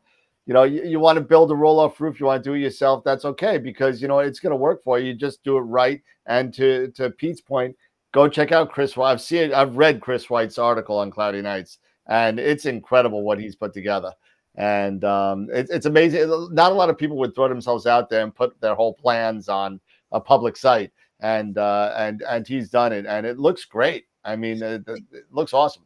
You know what I should do is I'll send Chris White an email, and I'll ask him if maybe we can have him come on the show to talk about the building of his observatory. I think that'd be great. How do you think, Eric? Would that help you? Because I know you're planning something like that, Eric. But if you think that it would be good, I can reach out to Chris on that. You know what? I think that would be great, and not just for me, but I think just for our viewers as well, because we do have people who are interested in home observatories and stuff, and roll-off roofs and other types. So I think it would be, beneficial. I think it'd be a really good conversation to have. So you got 5 people in the chat that said yes, please. Okay, Yeah. then I'll reach out to Chris and I'll see when I'll have you get in touch with them then, Dan. Yeah, and just so you know, we did pick up Eric as a guest. Oh, good. Eric Coles. Yep, that's gonna be something. So Eric Coles is an astrophotographer, and he is also one of the founding members of the Astro Imaging channel. Oh, awesome. So that's going to be quite interesting. He's going to be on May 13th. It's a Friday night, 8 p.m. So May 13th will be Eric Coles, and that's going to be a lot of fun. I wasn't sure which one he was until I looked him up in a picture finally, and and I looked him up, and there was a picture of him with Molly and the rest of the guys from TAIC. And and I was like, now I know who you are. I was like, I spent about a half an hour on the phone with him. Really nice gentleman, and yeah, he's amazing. If you've ever seen his work, you go to AstroBin and you type in Eric Coles. Unbelievable work. So I asked him to talk about his workflow, and he's got some great ideas. And so Dan, I'm kind of glad you reached out to him, because he'll be a wealth of knowledge for the membership. Yeah, he's going to be on again May 13th, so that's going to be a lot of fun. That's the week after Charles Bracken. I think it's 5. Yeah, okay. I think so, right? Yeah, I mean, that's going to be incredible. Have Charles Bracken and Eric Coles. Yeah, so it's going to be a lot of fun, and we're working on a couple others. So it's going to be it's going to be an interesting summer. We may not be able to take a couple of weeks off. We may be I agree with Gideon also. Gideon made a comment. If Mabula, if there is any way, I would love that personally, because I use APP quite a bit. Well, Eric, if I can be honest with you, Mabula, it would be good. He and Dr. Christian Sassy have done a lot of work on APP. So if we wanted to, Christian would be a good guy, because of the thing about Mabula, which is good, and this is no disrespect to him, it's the language barrier that the dialect. It's just a little bit hard at times for Mabula, whereas with Christian, we'll get Christian back on and he'll go through an APP, because he's actually worked with Mabula for doing post-processing for a lot of their members at iTelescopes. Yes, they have. I do see quite a bit. I have seen on iTelescope a lot of information pointing back to APP. So no, I agree. No, that would be interesting. That would be cool. Did we lose Pete? Yeah, Pete disappeared. Now we got 2 Petes. Now we got 2 Petes. Oh, really? We got a Pete and repeat. There we go. We got a tale of 2 Petes. Yeah, and and actually, John G had a question that's flying up the line here regarding focal length and pixel size. Mm-hmm. And this is something that we go over, I don't know, at least 2 or 3 times a month. Regarding, you know what? Friday's the time to this is I know this is the beginner. It's supposed to be the beginner's chat, but so pixel size and focal length, and just rule of thumb. It doesn't work all the time, but rule of thumb: bigger pixels, longer focal length. It's just a rule of thumb. It doesn't work all the time. However, if you go to astronomy.tools, and I'll see if I can share my screen real quick, because I like Gideon already put it up. He did? Yes, he did. He put the link up. He put the link up. So there we go. So I'll go like this, and I'll slide it over here, and we'll do desktop display number 1. There we go. So here's astronomy.tools. Everybody can see that? Yes, no? Yes, yep. Just expand now. There you go. Maximize, there you go. Whoa. Hello, Infinity. There you go. Infinity. There we go. Astronomy.tools. And so if you ever want to find out how your camera, one of the things a lot of people don't do is they just buy the camera, buy a telescope, and hope everything works without doing the due diligence of, well, you know what? Sometimes, it's like, what I think of, it's like eating like crab. Eating crab. I like eating crab. I love eating crab. But A table fork isn't going to work with opening those crab legs. You need a small fork to get that stuff in, and it's got to be the right tool for the right job. Exactly. And that's the point that I'm trying to make. So here is a tool here that's free that you could go in there and see if you're going to get the right tool for the right job. So the first thing you could do is go right under here onto calculators and go into CCD suitability. Once you go here and you go down to the bottom, you can put in whatever scope you want, whatever camera you want. Be dreadfully honest on your seeing, because that does make a difference. Okay. So New York is probably somewhere in here, okay to poor. Maybe Eric's in the okay area, and like Mark Ellis and Jason would probably be between good and okay over in the desert of Arizona. Yeah, for sure. And if you don't know what scope you're going to get, you can put the focal length, whatever you want to do, it'll go. And the pixel size, you can do it manually for custom camera, custom scope. Yep. And don't forget, if you're using a Barlow or a reducer, make sure you have that in there. That's going to affect. So let's just say what I just put together. I put together a ZWO. I put together a 183 and a Red Cat. Okay. So let's do that. Let's go to the William Optics, and we'll look for the Red Cat. Red Cat. There it is. Okay. And the ZWO 183. And 183. And I'm not using a Barlow reducer. I'm not binning and whatever. So this gets me to 1.98 arc seconds per pixel, which Pete, correct me if I'm wrong, the threshold should be about 2. Yep, close to 2. Yep, 2 arc seconds per pixel. Mm-hmm. So if you're not over 2, and again, if you want just a visual aspect of it, if you're in the green, you're good. If you're in the red or the blue, if I change this to a different camera, now I'm in towards the red. This is going to give you slight undersampling, which you're going to start to get boxy stars. The stars are going to start to look boxy. The more to the red you go, the more boxy the stars are going to be, and you're going to have to kind of fix that with either heavy dithering and drizzling, which is a lot of work, or just be very, very wide field and deal with the boxy stars later because you're not pixel peeping. However, on the other side, when you're to the purple and the blue side, that means you're oversampling, which your stars will start to get bloat, which is also fixable by star reduction.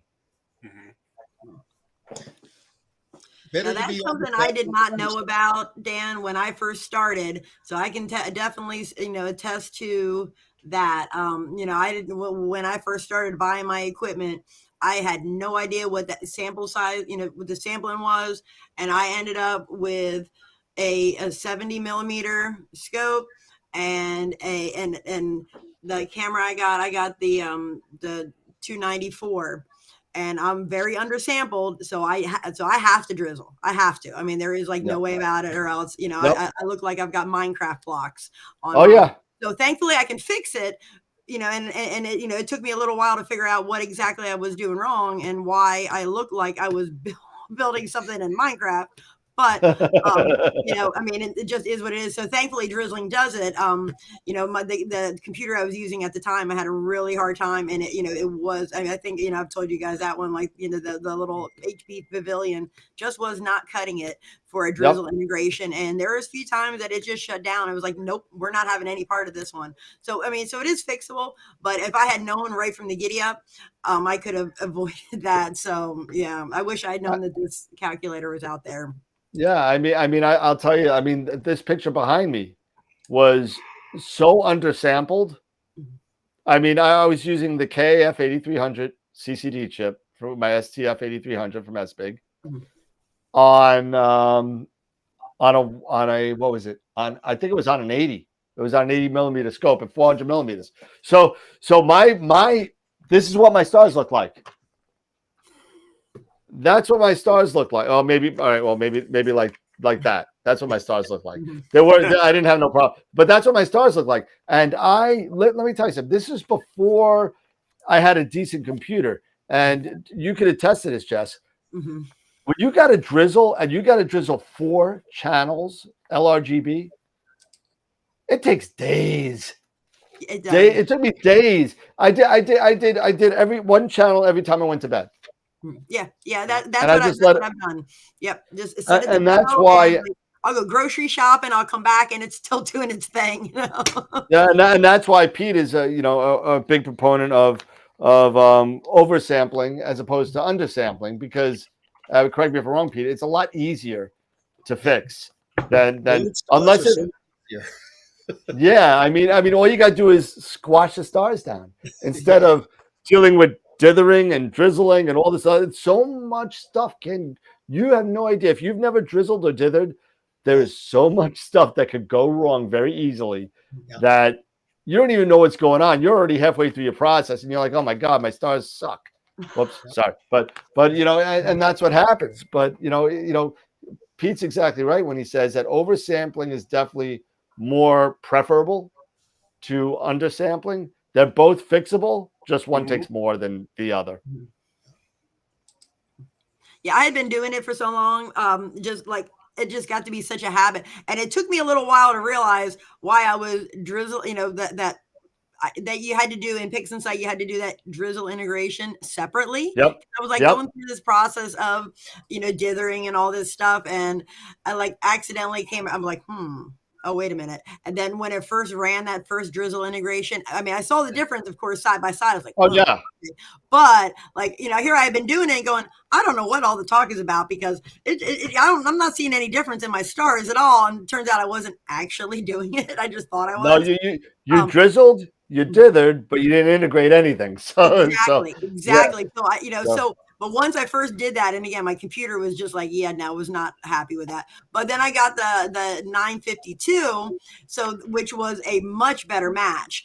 And I like, I drizzle, I went through the whole drizzle integration process anyway. Like, I think I did that 2 or 3 times before I realized I don't have to do this anymore. This is kind of cool. Yeah. There is one exception to the having resolution less than 0.7. And if you're doing planets, typically if you're doing planets, because they're so small and you got to get resolution, you can get down like say 0.30 arc seconds, but at that point you can't overcome seeing. It's just a physical law. You can't overcome seeing. So typically, if you're doing planets, and I don't think none of us here really do any planetary imaging, do we? We're all DSO. Mostly, yeah. Yeah, mostly. Yeah. Yep. So that would just be left up to the planetary people that want to get down to that fine resolution. But that's the problem now with these cameras. They're making these pixels so friggin' small. And I know that now we start talking about scopes that are greater than 1200 millimeters in focal length, that you're right, you got to have larger pixel size. And now when we're up at 1500 millimeters, we got to have a pixel size of at least 9 microns by 9 microns. And there's only one camera that I'm aware of right now that's commercially available, and that's from Moravian, and that's their C4 16,000 camera. Yep. Beautiful camera. But yeah, that's the camera that I always try to push on those high-end focal length scopes. Yeah. Just for a couple things we have to do tonight before the show ends. Oh no, here we go with the picture again. Oh Lord. Nobody can. We have a bunch of giveaways to give away tonight. So we got a Masters of Pix and Sight tutorial class free. We have a $50 gift certificate to Camera Concepts. And we're missing one other thing. Is that it? No, that's just those 2 tonight. So we got those. We got to give away tonight. Because we missed originally, it was supposed to be the 3rd Wednesday. We had a guest that day and we didn't do it. So we got to do that. I got to tell everybody, listen, everybody who's watching, because we had 42 people watching tonight at peak. So before we start losing a lot of people, because I know it's starting to get late. But if you haven't, if you signed up for the newsletter, please re-sign up for any giveaway. I got a couple of people, well, not a couple of people, a lot of people that wanted the newsletter but didn't want to be in the giveaways or wanted certain giveaways and not the other ones. So I made a bunch of different entries, and it may seem a little bit much. And I know if you want all 4 of them, it's kind of annoying. But do me a favor. If you want to be in all 4 of them, please re-register, and please only register 1 email. I saw a couple of people in that had registered twice under 2 different emails just because I know their email. But just please only register once. So it gives everybody a fair chance to win. So do me a favor with that. You haven't gotten a newsletter, Rob? If you haven't gotten one, maybe you signed up. We only had one so far. If you want, I'll send it to you. You might have signed up after I sent out the first one. If that's the case, I could send you a reissue, and you'll definitely be on the list if you signed up for the second one. So that's not a problem. But just please sign up individually for all 4. And if you want to take a look, and if I could do this really quick, image display, and then quick play, and I need a third monitor, I think. I really do. I really think I do, because I don't have enough. I need the mainstream, I need my push screen, and then I need all the other stuff that I'm doing. But if you go to the website, okay.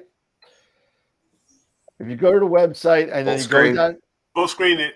There, you're killing me. Come on, I can't do everything. Jeez. There you go. That's why I need a third screen. So you got the special guests. Oh, by the way, our new picture of the week. Oh, Mark Ellis. Our new picture of the week. Eric, Mark Ellis got 30% of the vote. And if you want to be involved in the next picture of the week, it's open now, and I'll show you how to get in there. You could hit submit your own image here, right? And then you go in and you just click use your email and submit an image.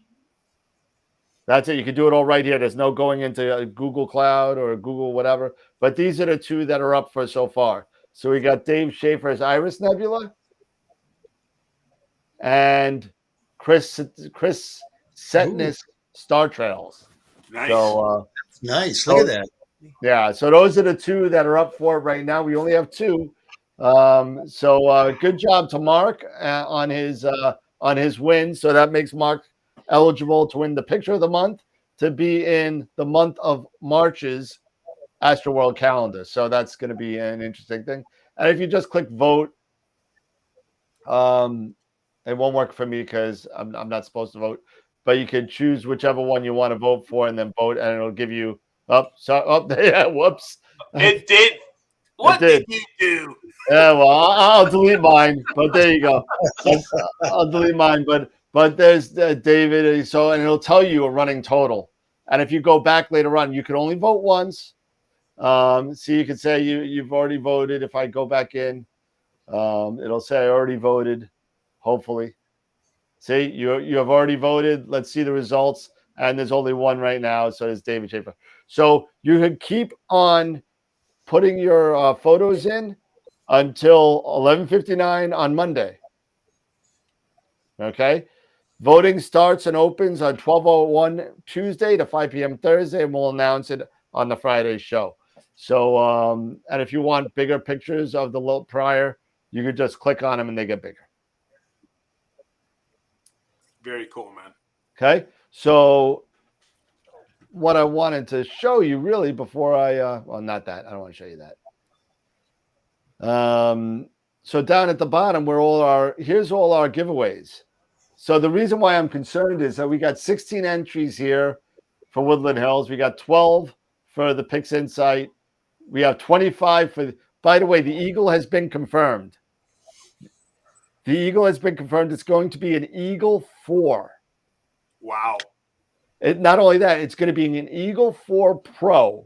This is an AstroWorld exclusive. Okay, check this out. And I'm gonna go back to regular screen real quick because I want everybody to see my wonderful face when I say this. Because so this Eagle, this is going to be one of only 2 in the world. Okay.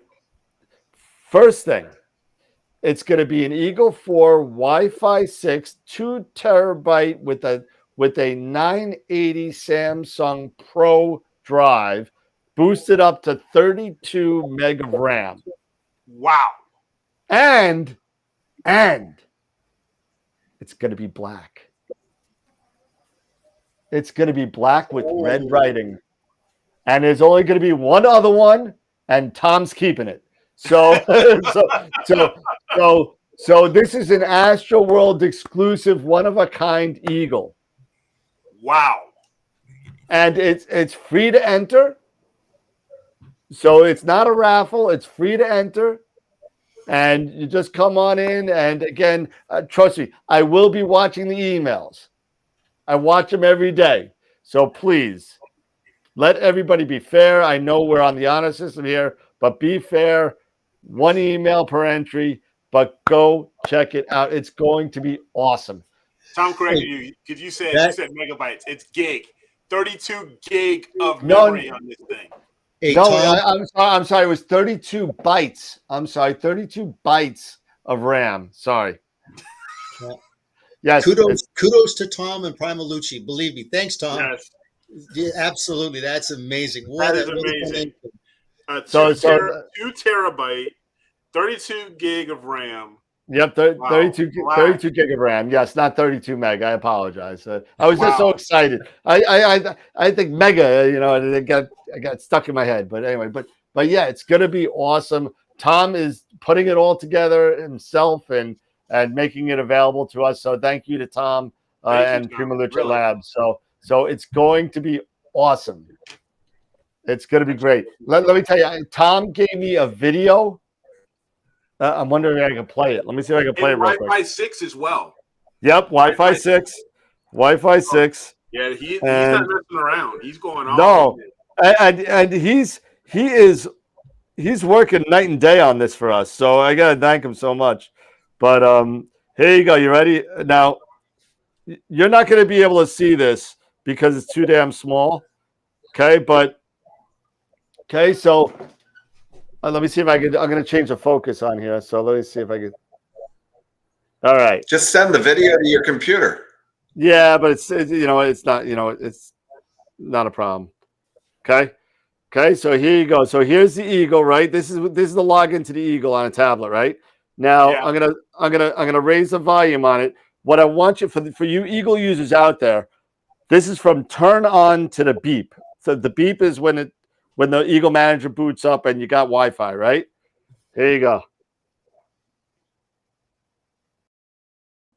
You'll hear the beep. Hold on.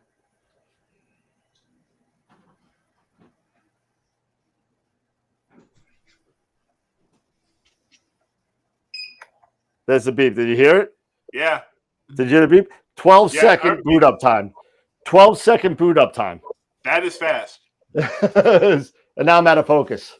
Now you're out of focus. Way to go there, man. But I think it's an improvement. Oh, jeez. You guys, I can't take you anywhere. Oh man, I kind of like the soft focus. It's a little bit better. Yeah. I'll go. It's almost like a mask. It's, nice and like a fuzzy mask. Yeah, there we go. Look at that soft focus. Oh, there it is. There it is. What an ugly looking mug. Oh my gosh.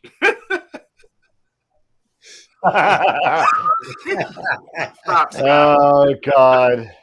Oh man. Oh but my. But no, that is awesome. Thank you, Tom. From that is from Primalucci Labs. That is awesome. I can't wait to honestly. I can't wait to give that away. I can't wait till we give that away. That's going to be incredible. Okay, so for I'm sorry, I gotta realize for our international watchers that apparently are not able. I'm hearing that they can't log in their email. Email me directly with your email address at dan@astroworldweb.com. Okay. So if you can't get in for whatever reason, whether the IP is not matching up or something, email me your address and your name, and I'll put you in. Okay. I didn't go to Queens, Captain. Man, these guys are brutal. These guys are brutal. They're asking me what I hate more. I should have never said I made that video because everybody's watching. It's gone viral in the past. Like it's gone crazy because I think somebody counted the amount of times I cursed in that video. It's something over like 35 times, and it's only 2 minutes. What did Hey, he say? Dan, don't we have another giveaway from Jerry Valdez? We do. And so Jerry Valdez, one of our watchers and a personal friend of Pete, decided that he wanted to make some sort of donation to the show, and he loves it so much, and he wanted to donate to us. And he has donated a 1-year subscription to Creative Cloud. Photoshop. Adobe Photoshop. Photoshop Creative Cloud. So it's full blown $120 about or therefore, and it's going to be awesome. So we'll be giving that away probably next week. I think we'll do it next week. Yeah, maybe we'll do it with Bob Denny. Yeah, let's just do it with Bob Denny. Yeah, we'll do it. That's on April 6th, if I remember right. Okay. So we'll do it with Bob Denny, and so I got to throw that up on the website for everybody. So if you want Creative Cloud, you can register for that one too. So that'll be 5 giveaways. That's awesome. What else? So let's roll. Let's roll the wheel. How about that? Let's roll the wheel. All right. Yes, Gideon, we're about to roll the wheel. We're gonna roll the wheel. Away. Drum roll, please. Roll that beautiful bean footage. Yeah. See, that's why I need a 4th one. There we go. So this is the wheel for the IP for AP. Bigger. Yes, bigger. It's bigger now. There you go. So holy cow! Wait What's a minute. that? Does that look like Gideon has like just one big piece of the pie? No, it's not. It's a space. See that space? That space means it goes back to AstroWorld. That's what that means. So, it doesn't look like that. Like there's just one big blue piece of the pie, for Gideon. God forbid it lands on this piece here. We'll roll again. I mean, right. I can't figure out. There's a glitch in this that I can't get that one piece out. So this is for the IP for AP MOP giveaway. This is for a free Masters of Pix Insight class. Okay, and the next one is coming up. I believe it's April 20th, if I remember right. So if you want it, I'll put you in touch with Pete, and he'll give you a voucher for the free class. So here we go. You ready? Hit it. No whammies, no whammies. Watch it land on it. Okay. And winner is Donald Walker. Congratulations, Donald. Congrats. I will send you an email with all the information and put you in contact with Pete Proul over at IP for AP and Masters of Pix Insight, and you will get your voucher for your free class at Masters of Pix Insight. So congratulations to Donald. And because it's also a different one, it looks the same, but it's not. This is for the Camera Concepts giveaway of a $50 gift certificate to Camera Concepts. All right. No Here we whammies. go. No whammy, no whammy, no whammy, no whammy. Stop! And Dank Solo. Thanks, Solo.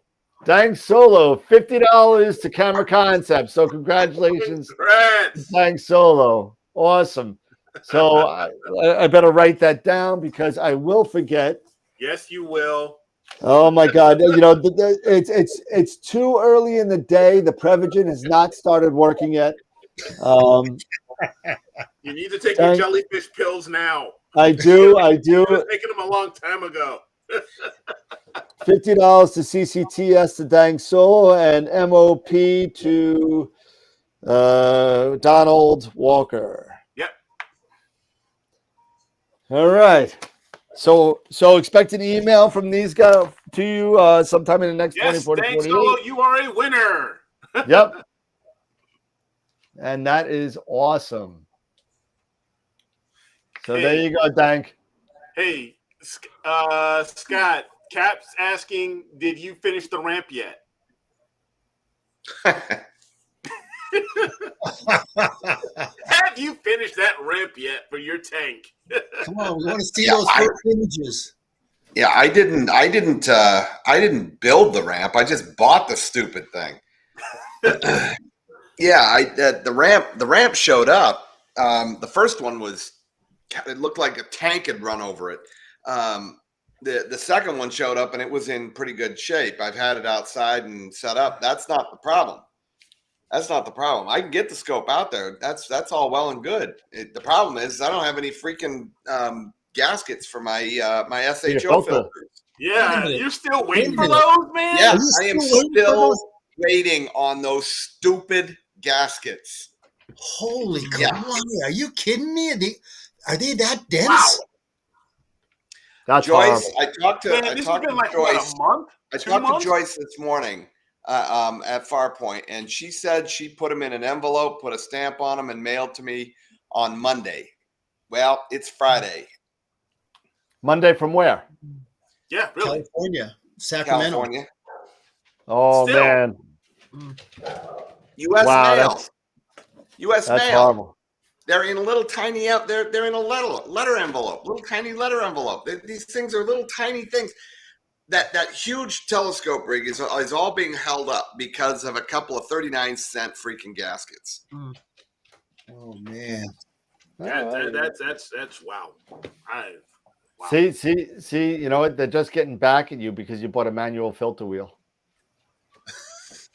You're gonna have to bleep this one out. No, no, I won't do that. I already put on the YouTube site that it has some random curse words that you know, so gestures. Yeah, a little gesture. Oh, wrong finger. Sorry. But yeah, so. It's crazy that it takes 3 weeks. 3 weeks. It's like a month. I'm like, my gosh. No, it's not just that. They sent me the wrong gaskets to begin with. Mm-hmm. Then they sent me the right gaskets at the wrong quantity. Yeah. And now they've sent me the right quantity, but they haven't showed up yet. They haven't showed up yet. Unbelievable. That's typical OS. Yeah, Cap's point. It sounds like a government job. Oh man, yeah. That's typical OSI. Oh man. Unbelievable. Oh my gosh. Oh, God. The good news is, though, I spent all last weekend cleaning out my my garden. So I rented a chipper, and I got rid of a whole bunch of wood. I got rid of a whole bunch of brush, cleaned it all out, got all my crepe myrtles trimmed up, so I can see even better now. Nice. Damn scope to use. Now you just need the scope. You know, it looks like I may have some actual clear skies on the 29th. Yeah, you will. Yeah, because like, I'll have them first, and then you'll get them. I mean, this is just ridiculous. So let me throw this out to the team for a little. I got a question because I have not shot with the Schmidt in probably 15 plus years. Okay. Now I have in my possession a 9 1/4 Evolution with a QHY 128 full frame camera. So I'm trying to think what I should do with this for now because I can't totally change things on this because it's not really my scope. You know what I'm talking about. But I'm thinking about using it for maybe an EAA type thing for the show for a while. And just throwing it up there and streaming it, and that's it. You got the producers and everything? I don't yet. It's easily gettable. I can easily get one. That's not a problem. But right now it's still at F10. It's got a manual focuser that I can't change out.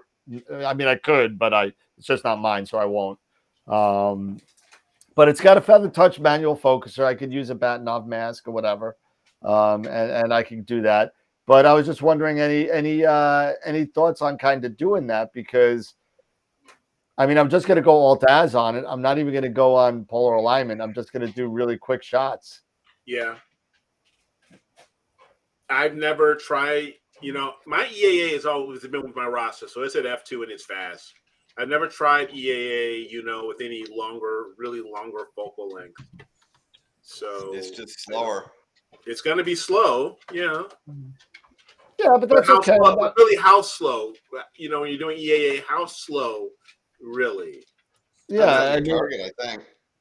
I mean, I would tell you it depends on the target. He said. Yeah. But I mean, I'll get the reducer. I'll get down to f7, and that's fine.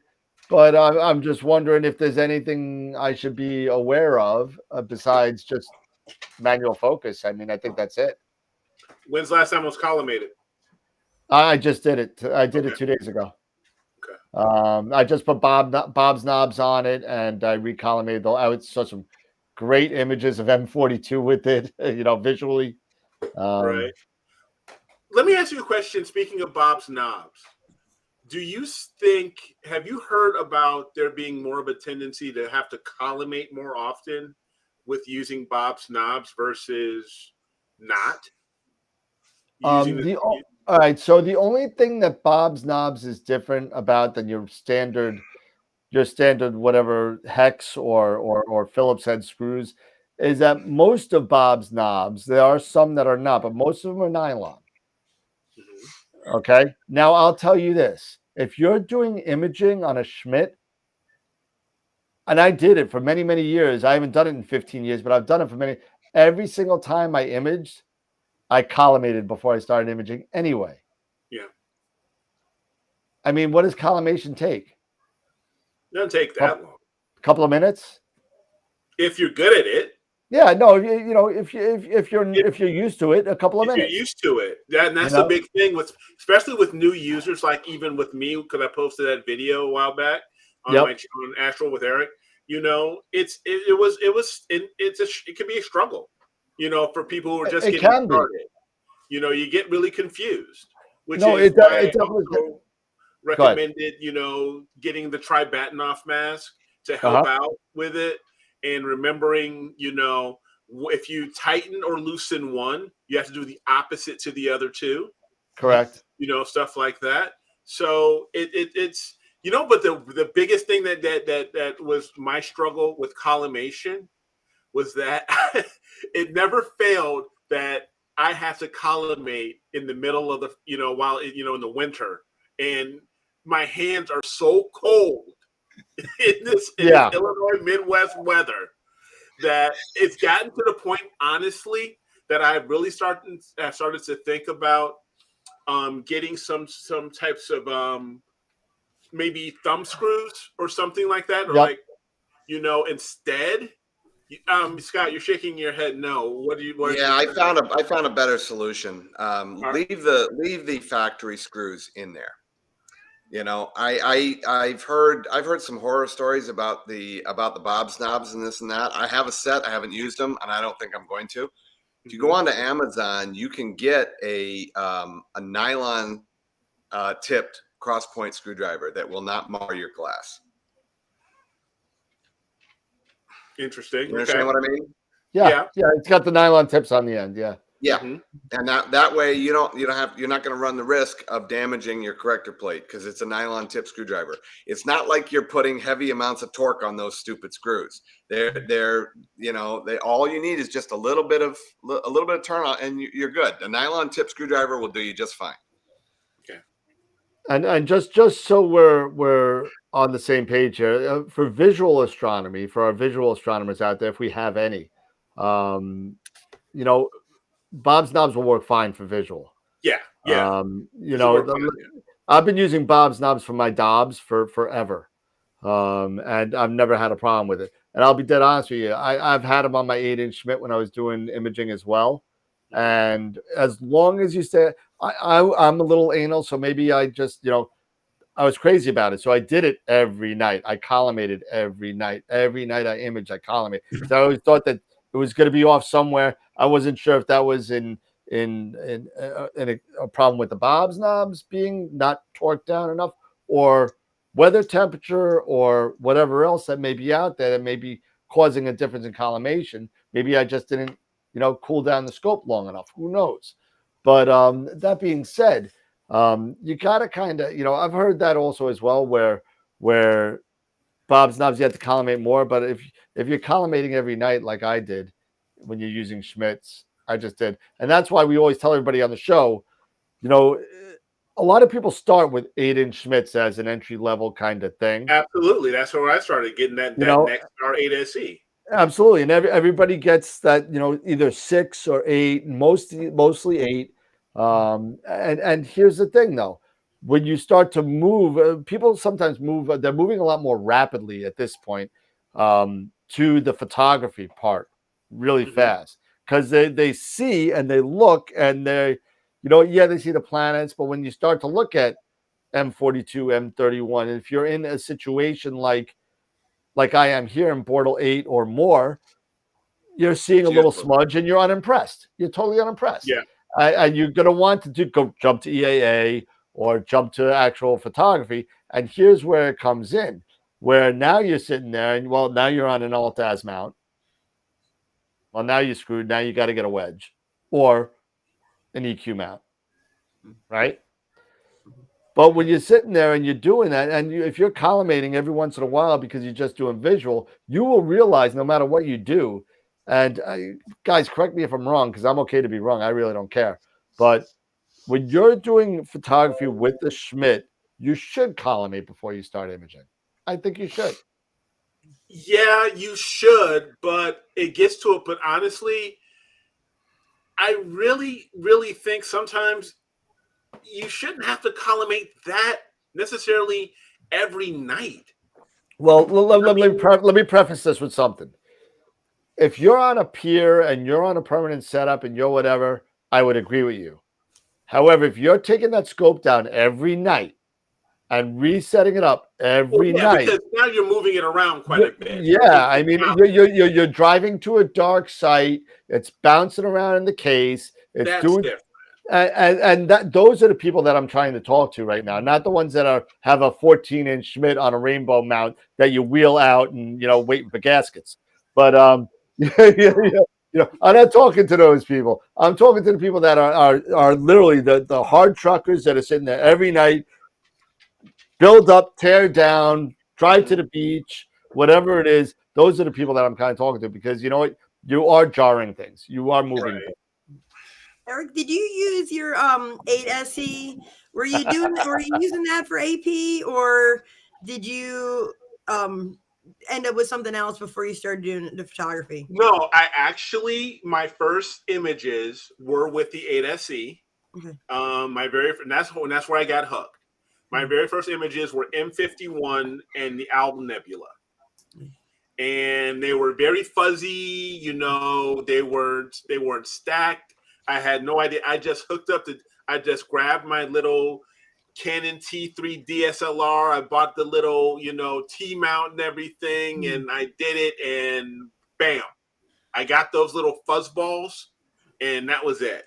I was hooked. Then the very next thing I did after that, I started watching, YouTube for so much, and then everywhere I heard was to get a small refractor.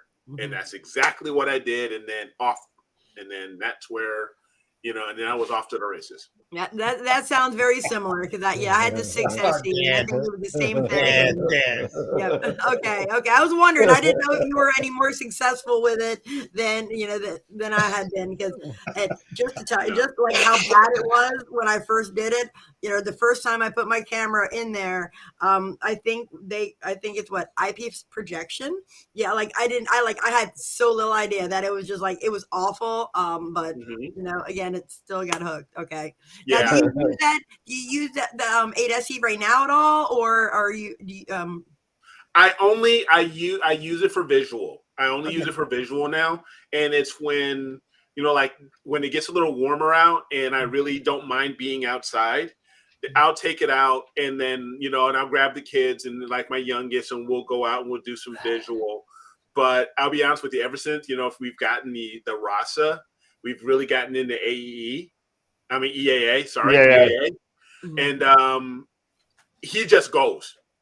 Especially with that ASI Air, he just goes and says, "All right, I want to go here, I want to go here, I want to go here," and then he just has a ball.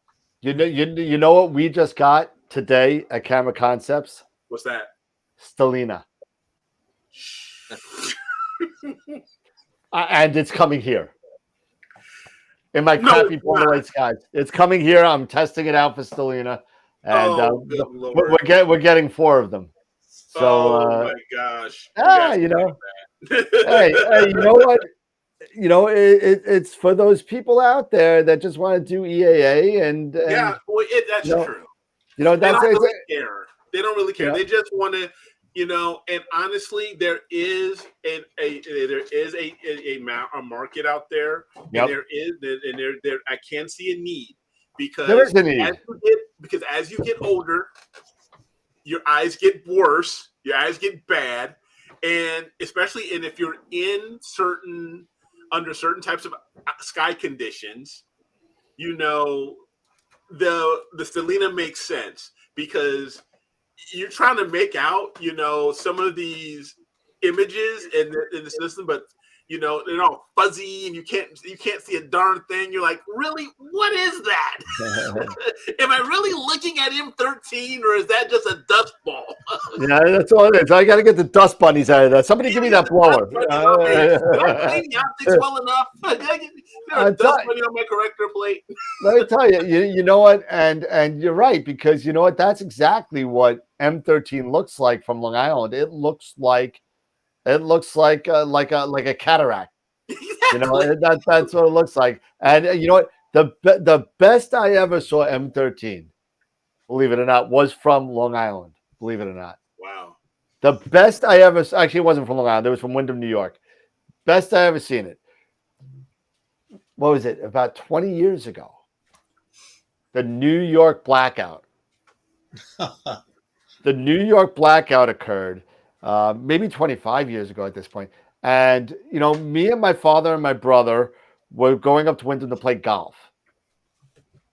And I said, I'm taking my 8-inch LX200. I don't care. I'm going to go up there and I'm going to see some stuff. And so I'm never going to see this again. So I'm going to go up there. On the third day of the trip, lights go out. Everything's out. There's not a light in New York State. It's Eastern Seaboard. Let me tell you. Well, I don't care about them. I just care about New York.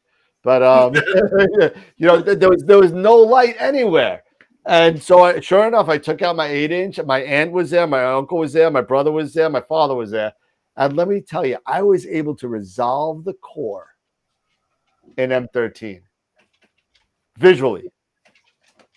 Yeah. Unbelievable. Unbelievable. Yeah. I'll never see that again. Not for New York. Not for New York anyway. But unbelievable. Yeah. But, the 8SC is awesome. The Stellina, because it's a great entry level visual telescope. It is so it's great. The Stellina, again, it does have its place. For me, maybe I'm just one of those guys that I like to do the work. Beatrice just said the same thing. I like the adventure, but to Beatrice's point, I know it'll be great for outreach. It's great for kids. It's great to have that instant gratification, to resolve, M1 or any other deep sky object. I'm for sure, it does have its place. It's just personally, I don't know if it's for me. Hey, it might be for my kids though, because they get so bored so fast. They be like, I just want to look at it and then I can go. Yeah, Scott, do you have a link for those screwdrivers? Yeah, the nylon tip screwdriver. The nylon screwdrivers. Can you send that on the? No, yeah. Can you send it on the AstroWorld admins and I'll copy paste? Yeah. Can you do that? The picture ain't gonna help me, man. I already got cataracts. I can't see what you're doing. So, we'll Carol, we'll get you the link on that right now. He's gonna send it to me for sure. Alone, me, I'm out there. Just me. And I've got my eyepieces and I'm gone. But with the kids and family and stuff like that, or people who really don't get astronomy, the Stellina is probably fantastic. It's probably a fantastic.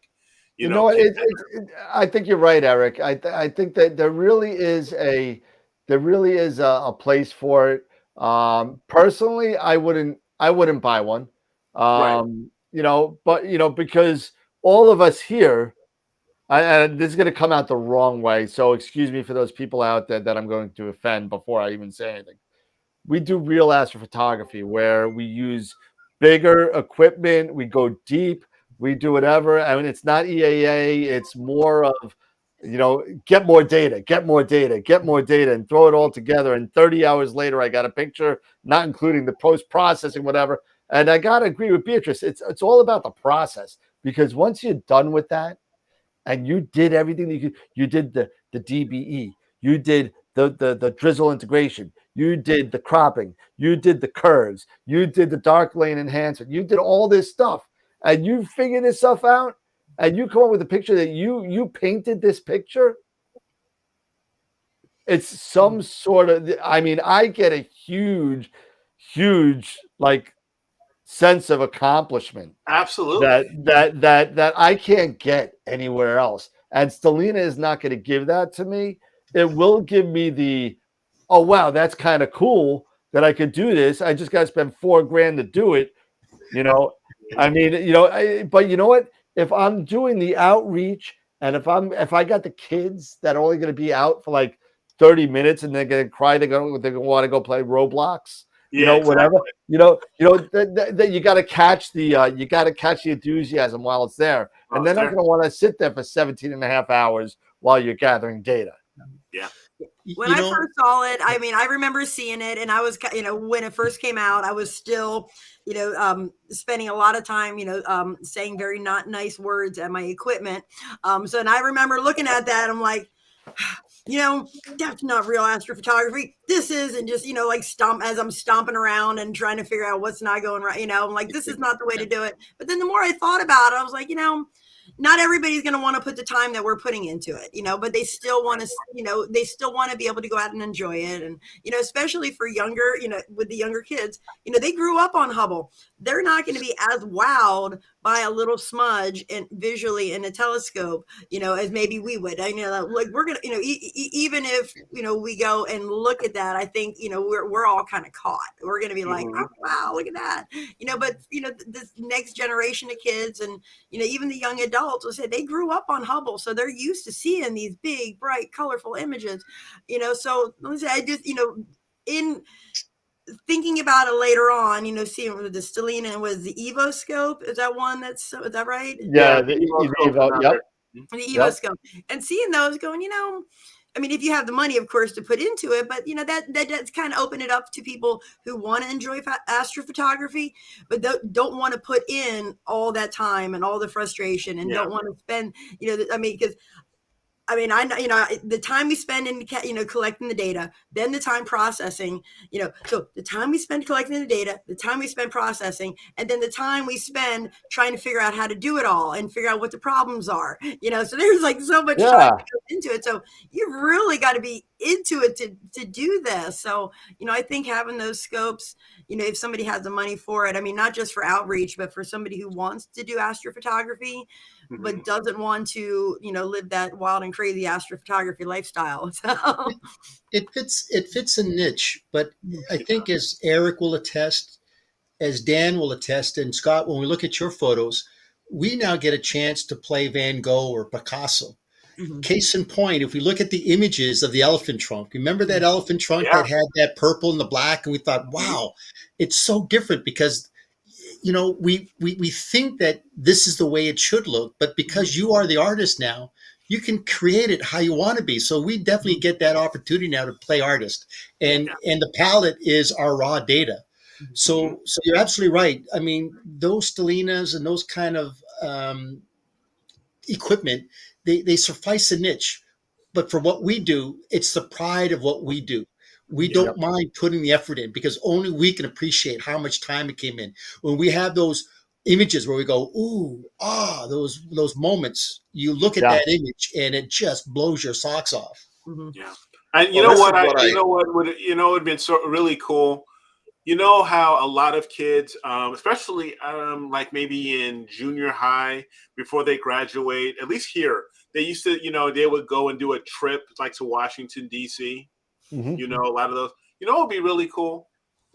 Instead of taking them to Washington to DC, take them to Arizona or Utah or New Mexico and let them hang out for a week in one of those in Zion or Bryce Canyon or in New Mexico and look at look at where we came from and take some appreciation, not just of the monuments that are in Washington, D.C., but look at the natural monuments that we have that we all freaking take for granted. And that here on the East Coast and east of the Mississippi, we can't see it. Nope. East of the Mississippi, you can forget about, trying to see skies, and having nights like they do over on the West Coast and and in the Southwest. You could literally draw a line down the middle of the United States. If you take a look at the dark sky map, you can see. I mean, it makes no sense how, it makes completely no sense. Yeah. But the idea is that you can do scientific research, you can do spectrophotometry, you can do pretty pictures. This hobby allows you as the individual to do whatever you want to do. You want to do citizen science, you want to look for asteroids, you want to find comets. Mm-hmm. It's incredible. This hobby allows the general public to do so much now, and you can find your own little niche with whatever you choose to do. I think the majority of the people like to look at the pretty pictures because the fact that, even as Scott was saying, optics now, the quality of the optics, the fast scopes now, and the resolution of these cameras. I mean, we are in the golden age of this hobby. It's just incredible that, the cameras now are so much better than the CMOS technology than they were 6-7 years ago. Yeah. I mean, it's incredible what they used on the Palomar and up at Mount Wilson as compared to what the average person is doing right now. Like the scope beside me right here, this is shooting better images than what you would get at a Palomar Mountain 25 years ago. Yeah. Yep. Absolutely. Well, it's with outreach, and with people that you're trying to reach that can see the benefit of the images that you can get, from Hubble and this and that. To be able to recreate that in your backyard, you have to be able to show that to them. Mm-hmm. You have to be able to give them the success with it, and you have to start somewhere. I mean, I've been in business for going on 18 years with graphic design and photography and this and that. One of the things I tell people all the time is that you have to be able to show value for dollars, and if you've got people that are looking at value, they're not worried about dollars. People that are looking at dollars are not really looking at value. It's when you can make the switch where you can show them something for value, then they're willing to make that switch and give you the dollars for the for what they're going to get in value. But you have to be able to give them something in success. And I have no experience with this what is it? Starlina? Yeah, I have I know what it is, but I've never used it. Right. But if you can give something to somebody, show them within a reasonable amount of money. Most people aren't going to spend $25,000 on a setup. Most people wince at $5,000 for a setup, So, if you can show them something where they can put it in their backyard and get some success with it initially, then they start to see value. And if they get the bug, all of a sudden, it's my grandfather used to say it to me all the time. People do what they want to do. People spend money on the things they want to spend money on. Yep. Absolutely. And so that you have to start there. You have to give them something where they can have success. Josh, I'm going to answer a question here real quick. Do you all blink for rejected images before or after calibration, or both? And if before, what are your limiting criteria? Well, there's a couple of things that I do. Yes, I blink, not with the calibrations, but I do blink all of my images. He only uses PixInsight for blink. That's all he does. Yeah, that's all really. But no, I've actually added on. And I would highly recommend you take a look at Amy Astro's videos, or even Visible Dark. He has some, I believe, for the subframe selector. Yep. I would highly recommend that combination of first looking visually with blink, then go into and then take those that you haven't rejected, then put those into subframe selector, and then there's certain formulae you have to enter in, and then let those get calculated, and then those are the images, or those are the FITS files that I will end up using after I do those two processes. Yeah, that sounds pretty good. And I'll go one step further on that with the calculations on subframe. My two criteria that I use are the FWHM and the eccentricity. Eccentricity. So that gives you smaller stars. So lower FWM is a tighter focus, right? So that will give you the smaller stars, and the eccentricity of it shows you the roundness of the star. So your eccentricity will give you rounder stars and in focus stars, because what happens is you could be in focus and still have oblong stars. Yep. So when it equals both, and I can't tell you a number of what to put in there because it's different for every setup. It is, but I can give you some basics. You can give some basics. Yeah, but it's going to be different. No, well, yeah. So I mean, a basic to get started of an eccentricity of 0.7 is about where I kind of start at from my scope at the 127 range, which is 952 millimeter focal length. And then for an FWHM, I believe under 0.6, if I remember right. Under 4, like less than 4. I'm sorry, 3.6. 3.6. Yeah. Sorry, 3.6. Yeah, usually less than 4. So it really depends on everybody's setup. What you're gonna have to do is you're gonna have to do what Eric said, and blink first. See what you'll accept. Yes. As far as visually is concerned, take that, run that through subframe selector, get the numbers that would be for FWHM and eccentricity. Use those numbers on the entire batch, and then look at them again. That's what I do. That's what I do in order to do that. Yeah. I mean, there's certain things you'll have to also do when you're doing subframe selector.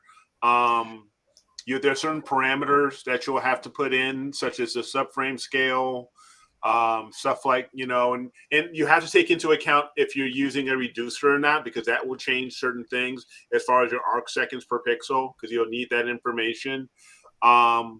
But yeah, then you can set up another one you have to do is your weighting. Weighting is another section that you'll have to put in. Yep. And that one usually is like SNR weight. Yep, signal noise ratio. So, yep. So let me just go. I know Ron very, very well. I've taken many hours of lessons with Ron, and let me tell you, this guy is when he's part of the Masters of Pixel Insight. There's a reason. There's a reason. Okay. So I'll tell you how Ron does things as far as the blink is concerned, because I've actually had this conversation with him, and if you blink, because when you're doing a project of, let's just take a random number, 15 plus hours of data. Okay. If you wait to blink, your eyes will dry out, like somebody said, because you'll be looking at these pictures. Now, Ron is able to blink things the next day. So what he does is he blinks stuff the next day before he takes the next round of pictures. So he blinks per night. Now I don't. I just don't. Now, is there a better way or a worse way to do it? I've gotten some decent results using subframe selector. Now, whether they're better or not than just blinking, I don't know. My eyes are a little out of whack.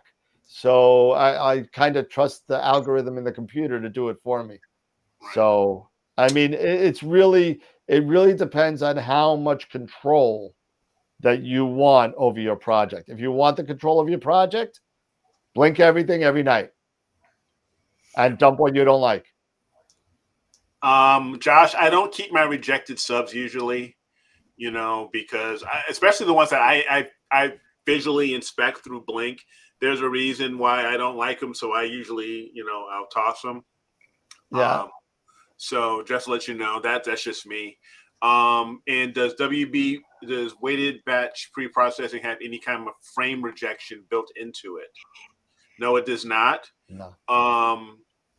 One cool thing that I kind of like about APP is that it will, once you do your registration and when you choose your integration, you can say how much of a percentage of everything of all the registered frames and everything that's been checked, how many of those you want to necessarily keep. And then it looks, and it has a score that and I'm not sure how Mabula has done the calculations, but there's a certain score that it's given for each FITS file. And you can set a percentage of the frames that you want to integrate. And based off of a certain score that's of those frames, it'll reject and it'll say, okay, these are the ones I'm going to integrate. These are the ones it will not. But so I kind of find that very interesting with APP. All right, so we're getting a bunch of questions on Blink, believe it or not, which is good because you know what, this is the beginner's Q&A. So I'm going to bring up Blink real quick.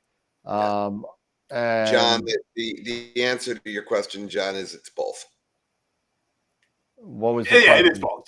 It's a program and it's a physical thing you do with your eyes. Yes, it is. So let me just bring up Blink real quick for you. And desktop capture 2, quick play, and minimize this. And yes, found under Pix Insight is found under image inspection. If you go to processes, image inspection, you'll find Blink. Yeah, I'm too lazy to do that because I'll never remember that because again, the Prevagen does not work very well for me. So if you go into process and all processes and just go in alphabetical order to Blink, you'll find it. Or you could do what he said that was image inspection, then Blink. Yeah, and they're also under there is also your subframe selector too. Yeah, and if you go also under Process Explorer. Thank you, Giddy. Yes, based on something. I don't know what, but it is. It's based on something. Well, Process Explorer how does the calculation. Well, Process Explorer, if you used it before, it'll be in your recently used or most used. You could do that as well. So that being said, let's get rid of this guy because he's annoying. Okay, and here's Blink. This is what happens when you pull up Blink. It's just a blank screen, right? Well, you got to tell it what you want to blink. So let's go to a folder. Okay, and then we'll just, well, there you go. There's Thor's helmet. And we'll just open up all these guys. And you can open them all. And it'll load them all. And for the lack of time, so it's going to say, okay, you know what? Here are your 5 shots or 6 shots of Thor's helmet. And you could zoom in, you could zoom out, you could do whatever. You could add a histogram stretch, which will get it a little bit brighter for you. But you can go in, you could look in at the stars, you could look at the stars, you could go right and left, and you could just go right up and down. And by the way, that was a cosmic string there or a cosmic ray. But you could go right down the list and take a look and see what you don't like. Now, here's the thing with Blink. So you go down the list, and let's say this one I don't like. All of them look pretty good, actually. But let's say this one I don't like. One of the best things about this is you can move these using this to a new location. So let's say I want to move this, and I don't like this picture, and I'm going to add a new folder called Bad Data. Okay, and I'm going to add it to Bad Data. So now I'm going to select that folder, and now it's moved. So now if I go and I look at the folder, there's only 5 there, and the 6th one is now out of my good data, and now that's in bad data. So I know not to use that one. So now when I go into WBPP, I'll use these 5, dump it in WBPP, and then I know that these 5 are my good ones, and the bad one, just as I think Josh or somebody said about throwing out old data. I personally like keeping my old data a little bit. I dump it in, and I keep 1 or 2 that are really bad just to show people. But that's pretty much it. You can also play. You can play it like a movie. So if you want 1 second photo, you press play. It'll go through all your photos and you just watch the screen. It'll play it. You can pause it. You can do some other things. Just remember, before you exit out of Blink, make sure you close all images, because if you don't do that, this is what happens. If you just go out of it, let's say you have 100 files and you dumped them all in Blink and you just got out of it. What's going to happen now, the next time you go into Blink, all your files will be there. Now you'll be trying to load up 100 of your past projects. So make sure you close all your files and then get out of it. Yeah, when it comes to unacceptable and hard rejections, there's certain things that are hard, like say if for some reason my tracking was off, and now I'm getting trails, or my guiding was bad and I'm getting certain types of trails. That's when I'll definitely, and I'm getting those really elongated stars. That's when I'll usually toss those. But something like, say, maybe a satellite went through, or, like a satellite went through, I keep it because that's it'll get rejected. Going to get rejected. That was going to get rejected. But if, say, I was living, near O'Hare Airport and the 747 flew over while I was taking a shot, and I have this long streak, then that goes, that's going to get tossed, So it's real. And a lot of it is really up to you, because remember, astrophotography is about you and you being the artist, you being the photographer, and what you feel comfortable with. However, the goal is also to try to keep nice stars, keep nice tight stars. So if you don't feel comfortable with how those stars look, if they do look a little elongated or anything that you don't feel comfortable with, put them in the bad data folder. Yep. There's once it's on chip bad, it's just time to dump it. It's just time to dump it. And you don't want to add bad data to good data. It never works out. Yeah. Just take another. If you got to take an extra night, take an extra night. Take an extra night and do it. You will be much more satisfied with the result. And in the beginning, you may throw out your first night. You may throw out half your data. Yep. You may throw it out. All my data. Oh, it happens. It happens. I tossed my entire night. I tossed an entire night of the Shark Nebula. I mean, I'm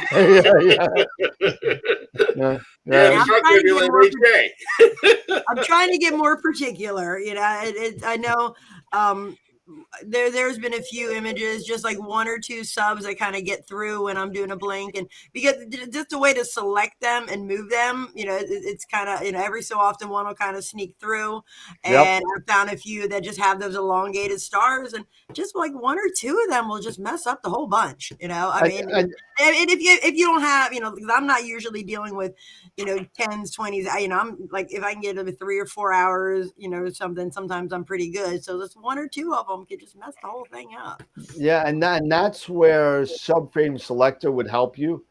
Now they changed. I had been using that, but I want to say, it's been a while now. I kind of scrapped it because they changed the script a year and a half ago. Yeah, they did. Amy Astro has been very, very mad about that. And she wrote a video about that. And that it was she was like, they just changed it. I'm so tired. She actually went over how to work the new script of subframe selector. And it's really not as bad as you might think. It's not the cure all end all. It's just a tool in the toolbox.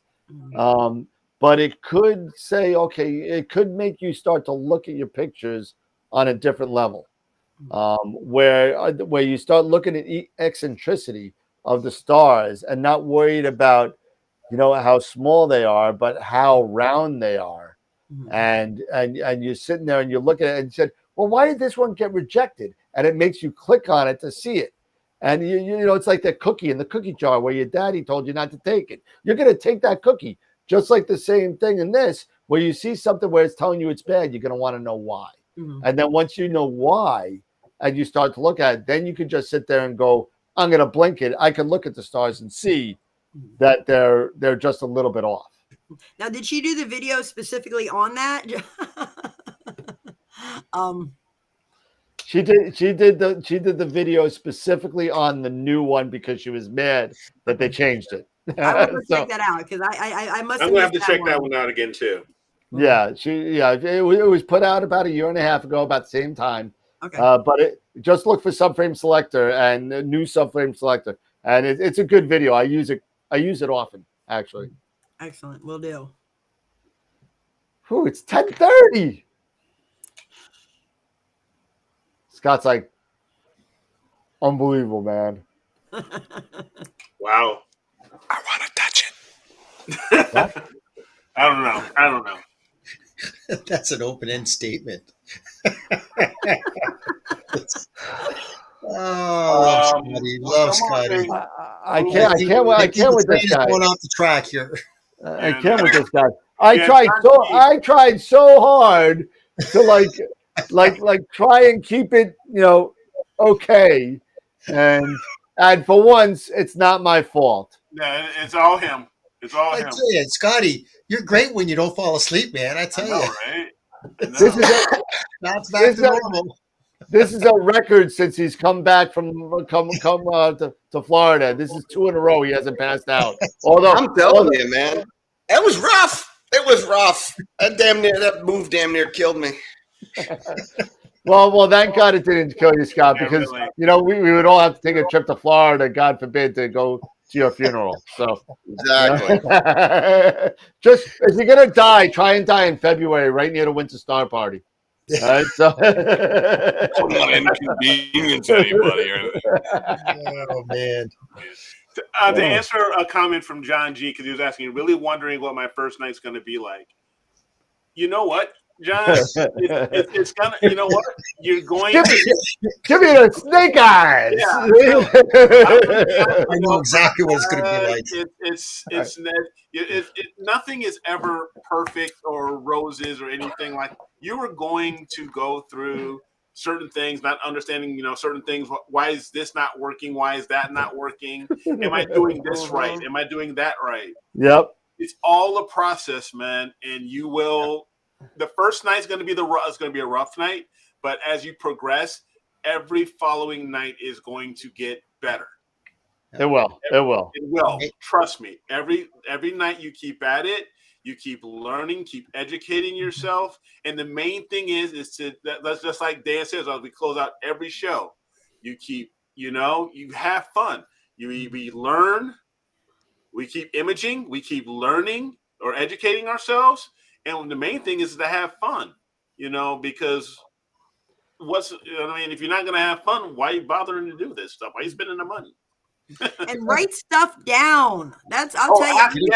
That was something I never did, and I wish I did. Like what works and what doesn't, and when it doesn't, highlight it in yellow so you don't do it again. Absolutely. I would. You know what? Honestly, I'm terrible. I'm terrible at note taking. I really, really am, but I really should be. I do take notes. I mean, I do type them up into my OneNote on my computer, but I don't have a notebook where I should be writing this stuff down. Pete's got a library probably over there. This is exactly. I mean, these are all the notes I take. I take exactly where I'm at, what the sky quality meter is, what the scope was, what the camera ISO was, what the temperature was, what my exposure is, and what I was actually shooting. Because I guarantee you, I've gone back 2 or 3 years. And I go, oh shit, that worked for me then. I know I can work for me now, and I guarantee you. Take notes. Believe me, take notes, have a journal. And the other thing that I can recommend is make sure you practice inside for at least a week. At least. At night. At least. Believe me, get used to your equipment so that you know it backwards. Because when it's dark outside and you don't know what you're doing, it becomes an effort and futility. Believe me, practice inside. A week. Oh my gosh. You talk about frustration. A week. Yeah. I was messing around with my C14 for probably 3 months. Well, you had some issues, so no kidding.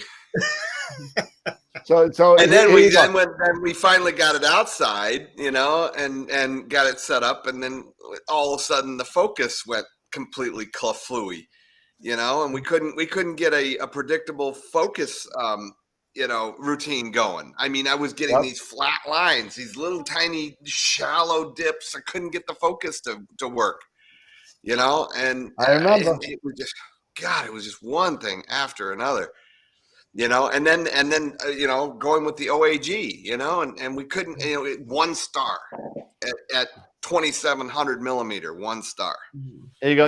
and it's crazy, Oh my God. And So celebrate the small wins. Using the wrong equipment. You learn that you're using the wrong equipment. Like, oh my God. When I got my Schmidt, when I started getting back into Schmidt, and I still had all of the, I had all my guide scopes, and then I had my OAG, and then it was this little thing that wouldn't, too freaking small. Okay, and then I was using a 290, an ASI 290 mm, too small of a pixel, too small of a sensor, and I'm trying to find guide stars, and it's driving me nuts. And then, but you know what? But that's also the fun of some of this stuff too, because you just keep banging your head against the freaking wall. Yeah. But because you learn the things that work. Yeah, you learn and the things that don't work. Another thing that's interesting is, and I always tell this to somebody, I said, whoever you call and whoever you use and whoever you're going to buy from, ask them to show you some of your photographs, because if they don't show you any photographs, they don't image. So if they don't image, how do they know what you're going to be getting yourself into? So you want to work with somebody that has actually got some images that you can visually see it. And I tell you what, that's the best advice that you can give people getting into the hobby, because they know exactly what you're getting yourself into, and they'll lead you down that road. Because as I said, we all know it's a rabbit hole, and it can be an expensive rabbit hole. And you want to make sure that you get the best bang for your dollar. And we've all spent money. I mean, even when I started, I spent money and I thought, wow, what did I do here? I should have just taken my time to do the research first. And when I finally reached out to Chris Hedren, I can remember Chris was my mentor, and he was absolutely just a wealth of information.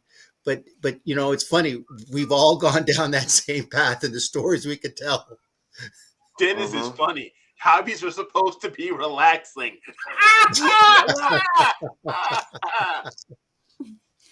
You can get to relaxing with this eventually.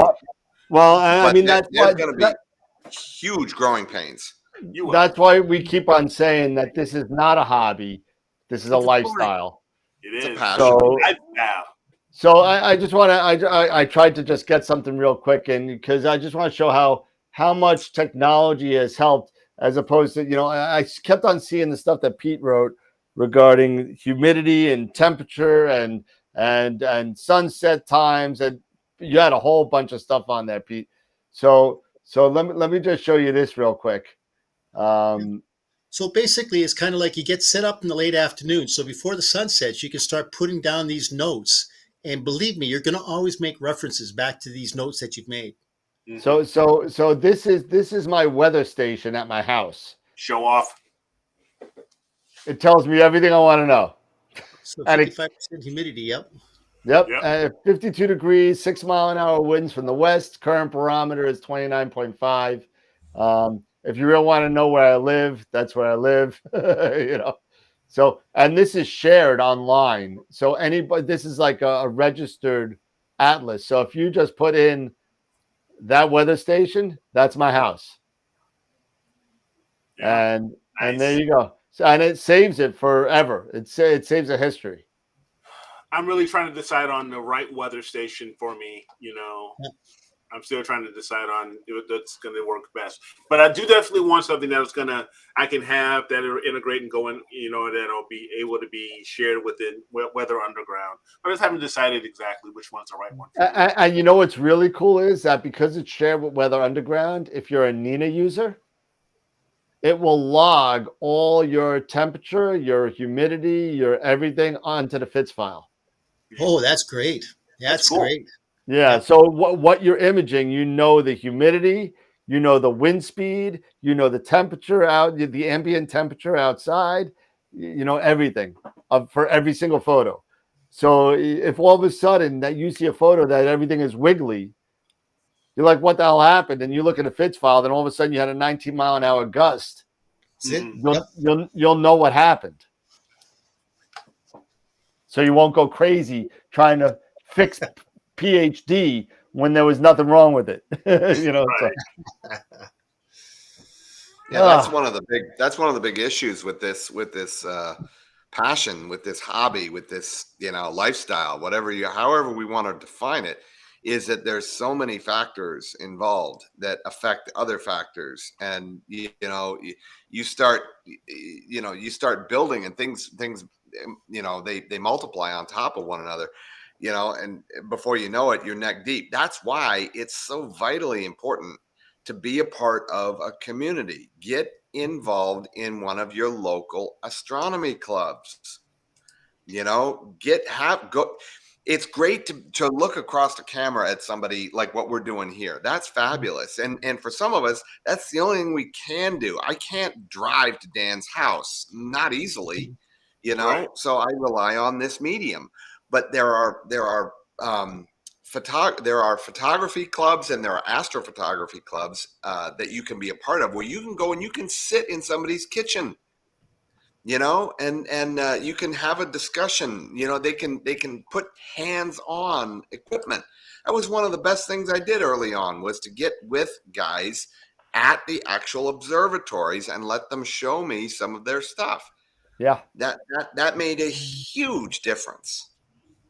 Yeah, I mean, it really does, because you know what, and I started getting into this hobby at a time where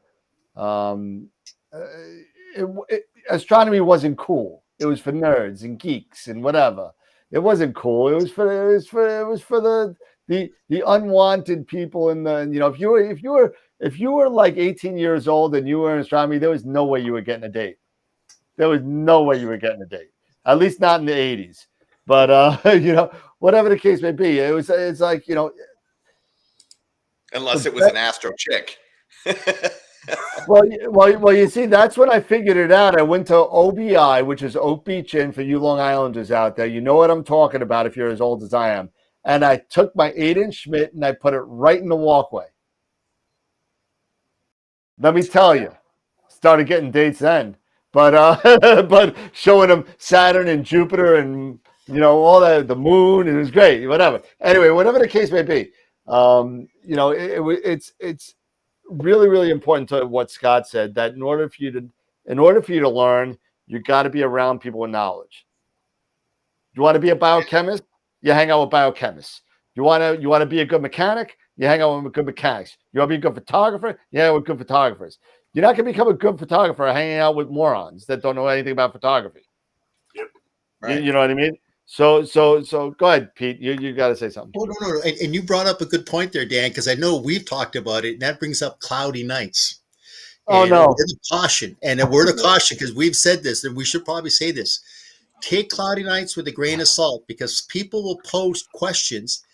You'll get every answer, from the right answer to the wrong answer to the most outrageous answer. Believe me. Take all the way to a recipe for quiche. Yeah, you know, I say it all the time. You go from what's my focal length of what's my backspacing on my reducer, on my flattener, and you'll end up with the recipe for peanut butter and jelly. But you know, it's very, very true. Now in between all of the garbage that's in there, like Pete said, there are nuggets of really, really, really good information. Yep. But you got to learn to disseminate the painful from the honest, true, you know, because it can be painful, because you may be trying, oh, I read it on cloudy nights, it works great. Yeah, no, it doesn't work. So trust, but verify, you know, trust, but verify the information on there. And the only way that you could do that is talk to people that are in the know. You know, when E.F. Hutton talks, people listen, you know, so, you know, same thing, you know, they knew what they were doing. That's why people listen. You know, it's okay to get information from the internet, and Masters of Pix Insight, start off there. Every single tutorial that they do, beware of false information on the internet. because there is stuff out there that will really damage your system, or people say stuff and without knowing. If the good thing about this show is that if we don't know, we will tell you we have no idea. We don't know. The beginning of knowledge is the question, I do not know. So, that's the whole thing. So we don't have the answers to everything. We like to think that we have a number of people. This is only 5 of the 9 people that are actually involved with AstroWorld. We have a plethora of people with multiple rigs and multiple information that can get us the answers a lot quicker. So feel free to email us with any questions or throw it in the chat or whatever so that you can get the answers that you want. That's another reason why we do this twice a week. Right. People need answers. It's not a Monday through Friday job, 9 to 5. It's after 8 p.m. on the weekends. I mean, that's what it is. But yeah. All right. Well, it is 10:45 anyway. I think Eric had to go to the bathroom. I actually hit the bathroom while I was off screen. I think everyone else got to go too. So I think it's time to wait for Eric to come back, and then we'll close out the show because it's getting a little late on the Eastern Coast. It's almost 11 o'clock, and I get to work tomorrow. Before Eric even gets back, one of the if you don't have a telescope or an astrophotography rig, or even just a visual telescope, my father got me started, just by laying out on a blanket, on a starry night, clear night, with a pair of these, I know. Yep. A good set of 10 by 50s and a blanket on a warm summer night, you'd be amazed at what you can see. Yep. Absolutely. Yeah, absolutely. Oh, all right. So we are now at 2 hours and 59 minutes and 54 seconds. Including actually we have about a half an hour of glitches in there. So probably about 2 hours, 2.5 hours we're at. But why don't we just go real quick to final thoughts, and we'll close out the show, and we'll have a good weekend. How about that? Cool. Scott, you're on the top left now. You're first, so you get to go first. Dad.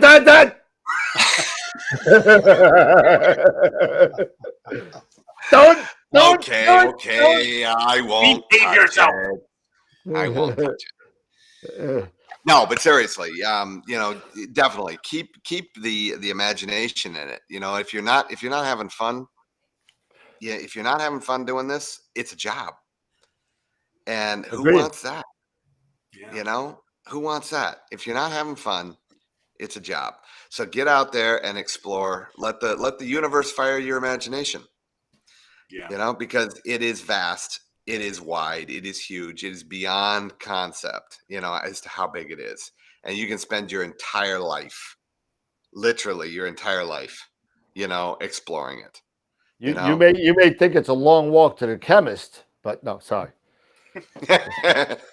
I'm sorry. I digress to Hitchhiker's Guide to the Galaxy. Just make sure you know where your towel is. That's all. See what I put up every week. Eric, you put up with it for a year. Two. I'm a glutton for punishment. I'm telling you. It never ends here. It's all fun. It never ends. But again, to Scott's point, if you're not having fun, then why are you doing it? But again, it's going to take time. Be patient. Always ask, keep asking questions. Keep learning. That's the coolest thing about this, is that what I love about it is that I keep learning. And the older as old as I'm not old, but the older you get, sometimes the mind goes. I really hope this, being in this is going to keep my mind working. I hope so too. Keep the gears going. But Yeah. seriously, just get out there, get started, give it, take notes and just work off of those notes, do the best you can, and you will. The first night may not be great. The second night may not be great, but just don't give up and you will get it. And then eventually you're going to have something you're going to be really proud of to share with people. So just keep having fun and just keep at it. Mr. Pete.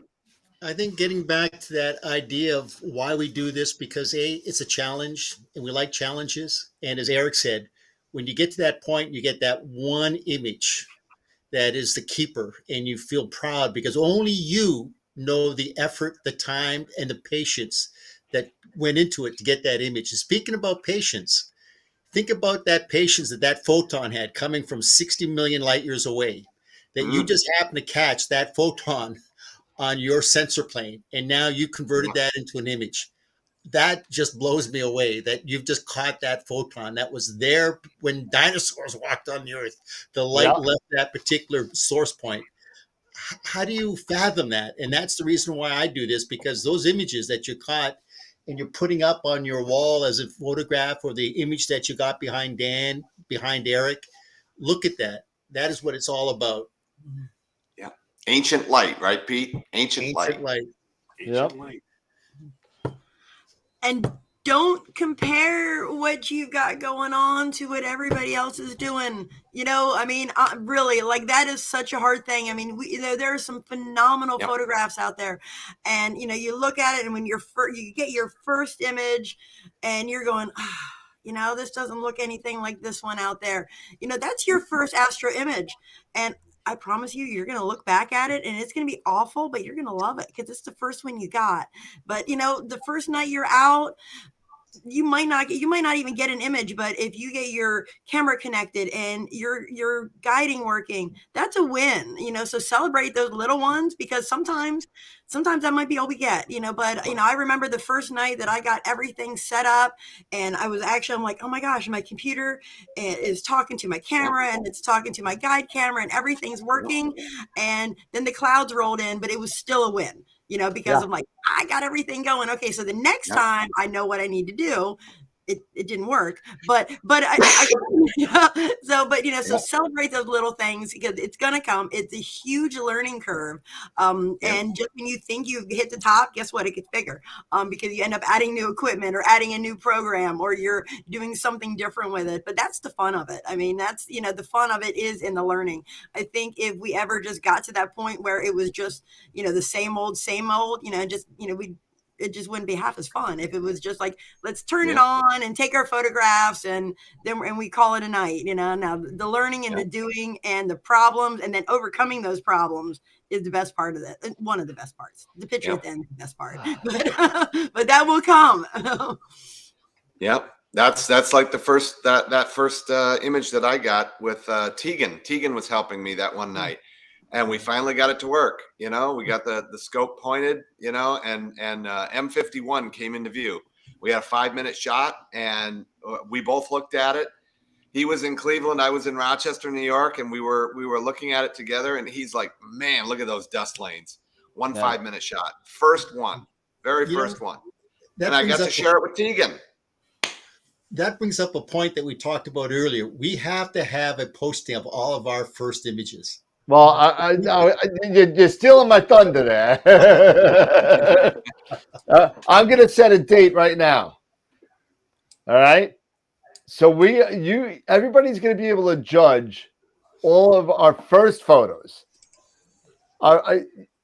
Don't show me a photo, guys and girls, of something that's like this or like that or anything. I want a real first photo, and what everybody's going to vote on who had the worst one. Who had the worst photo, and we're going to get Tegan, we'll get Simon, we'll get Jason, we'll get Tyler, and we'll get all those guys, and you know what? I'm going to put them on the website, and I'm not going to put names on them. Yep.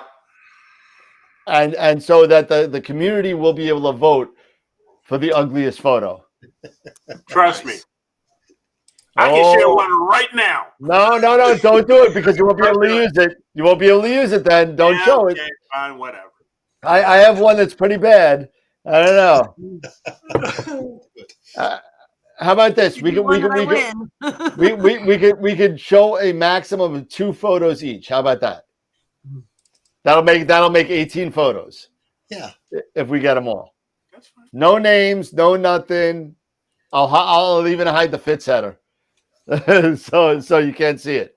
But yeah, so we will crown the most honest astrophotographer, I'm going to call it, on April 20th.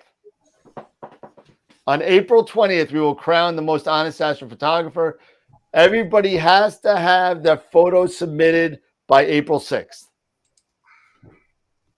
Okay? Sure. Cool. Send it to me, Let's send do it to it. my Yeah. drive, and we'll do it that way. And that's going to be a lot of fun. Yep. That'll be a blast. And here you go. Here's one. Here you go.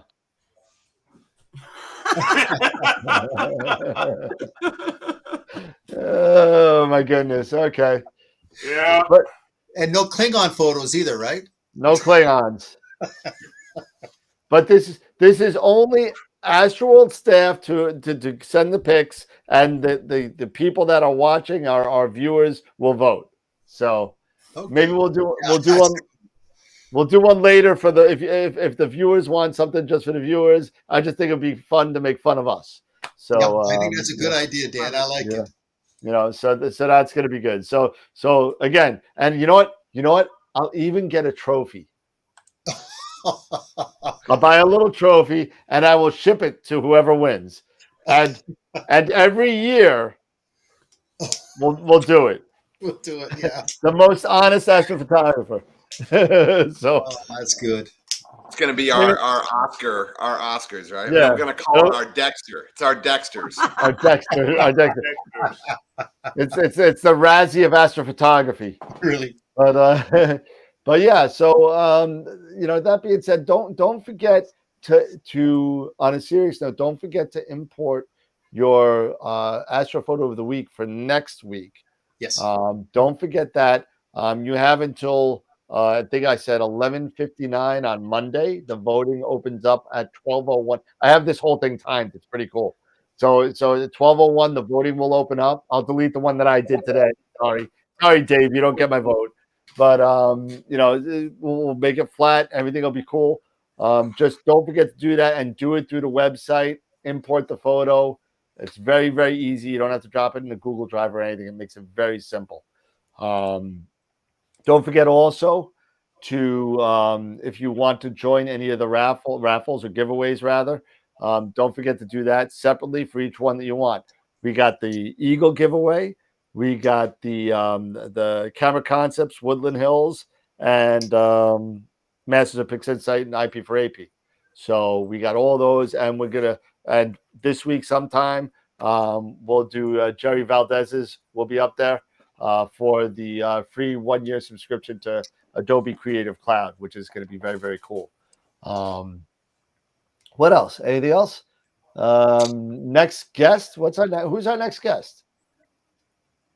Who's our next guest? Upcoming guests. Next guest is April 6th, Bob Denny, who's going to be giving us a shout out on Alpaca. And then the 13th, Charles Bracken. And I didn't put it up there, but on May 13th, we'll have Eric Coles, who's an astrophotographer from the Astro Imaging channel. So he's going to be coming and hanging out with us as well. So we got a lot of stuff going on again. More guests are coming. A lot of cool stuff, and Scott Roberts will be on for a third time, and we'll test out the issues, and hopefully we'll have the vMix working again, so we will have a proper green room. So that being said, anything else? I think we're good, right? I think we're good, man. All right, everybody, have a good night.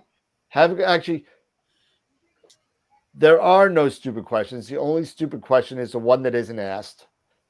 And secondly, remember always, there are no stupid questions, only stupid people. And as always, remember, keep imaging, keep educating, and clear skies. And we'll see you on Wednesday night. Have a good night, everybody. Have a great weekend, everybody. Bye-bye. Bye for now.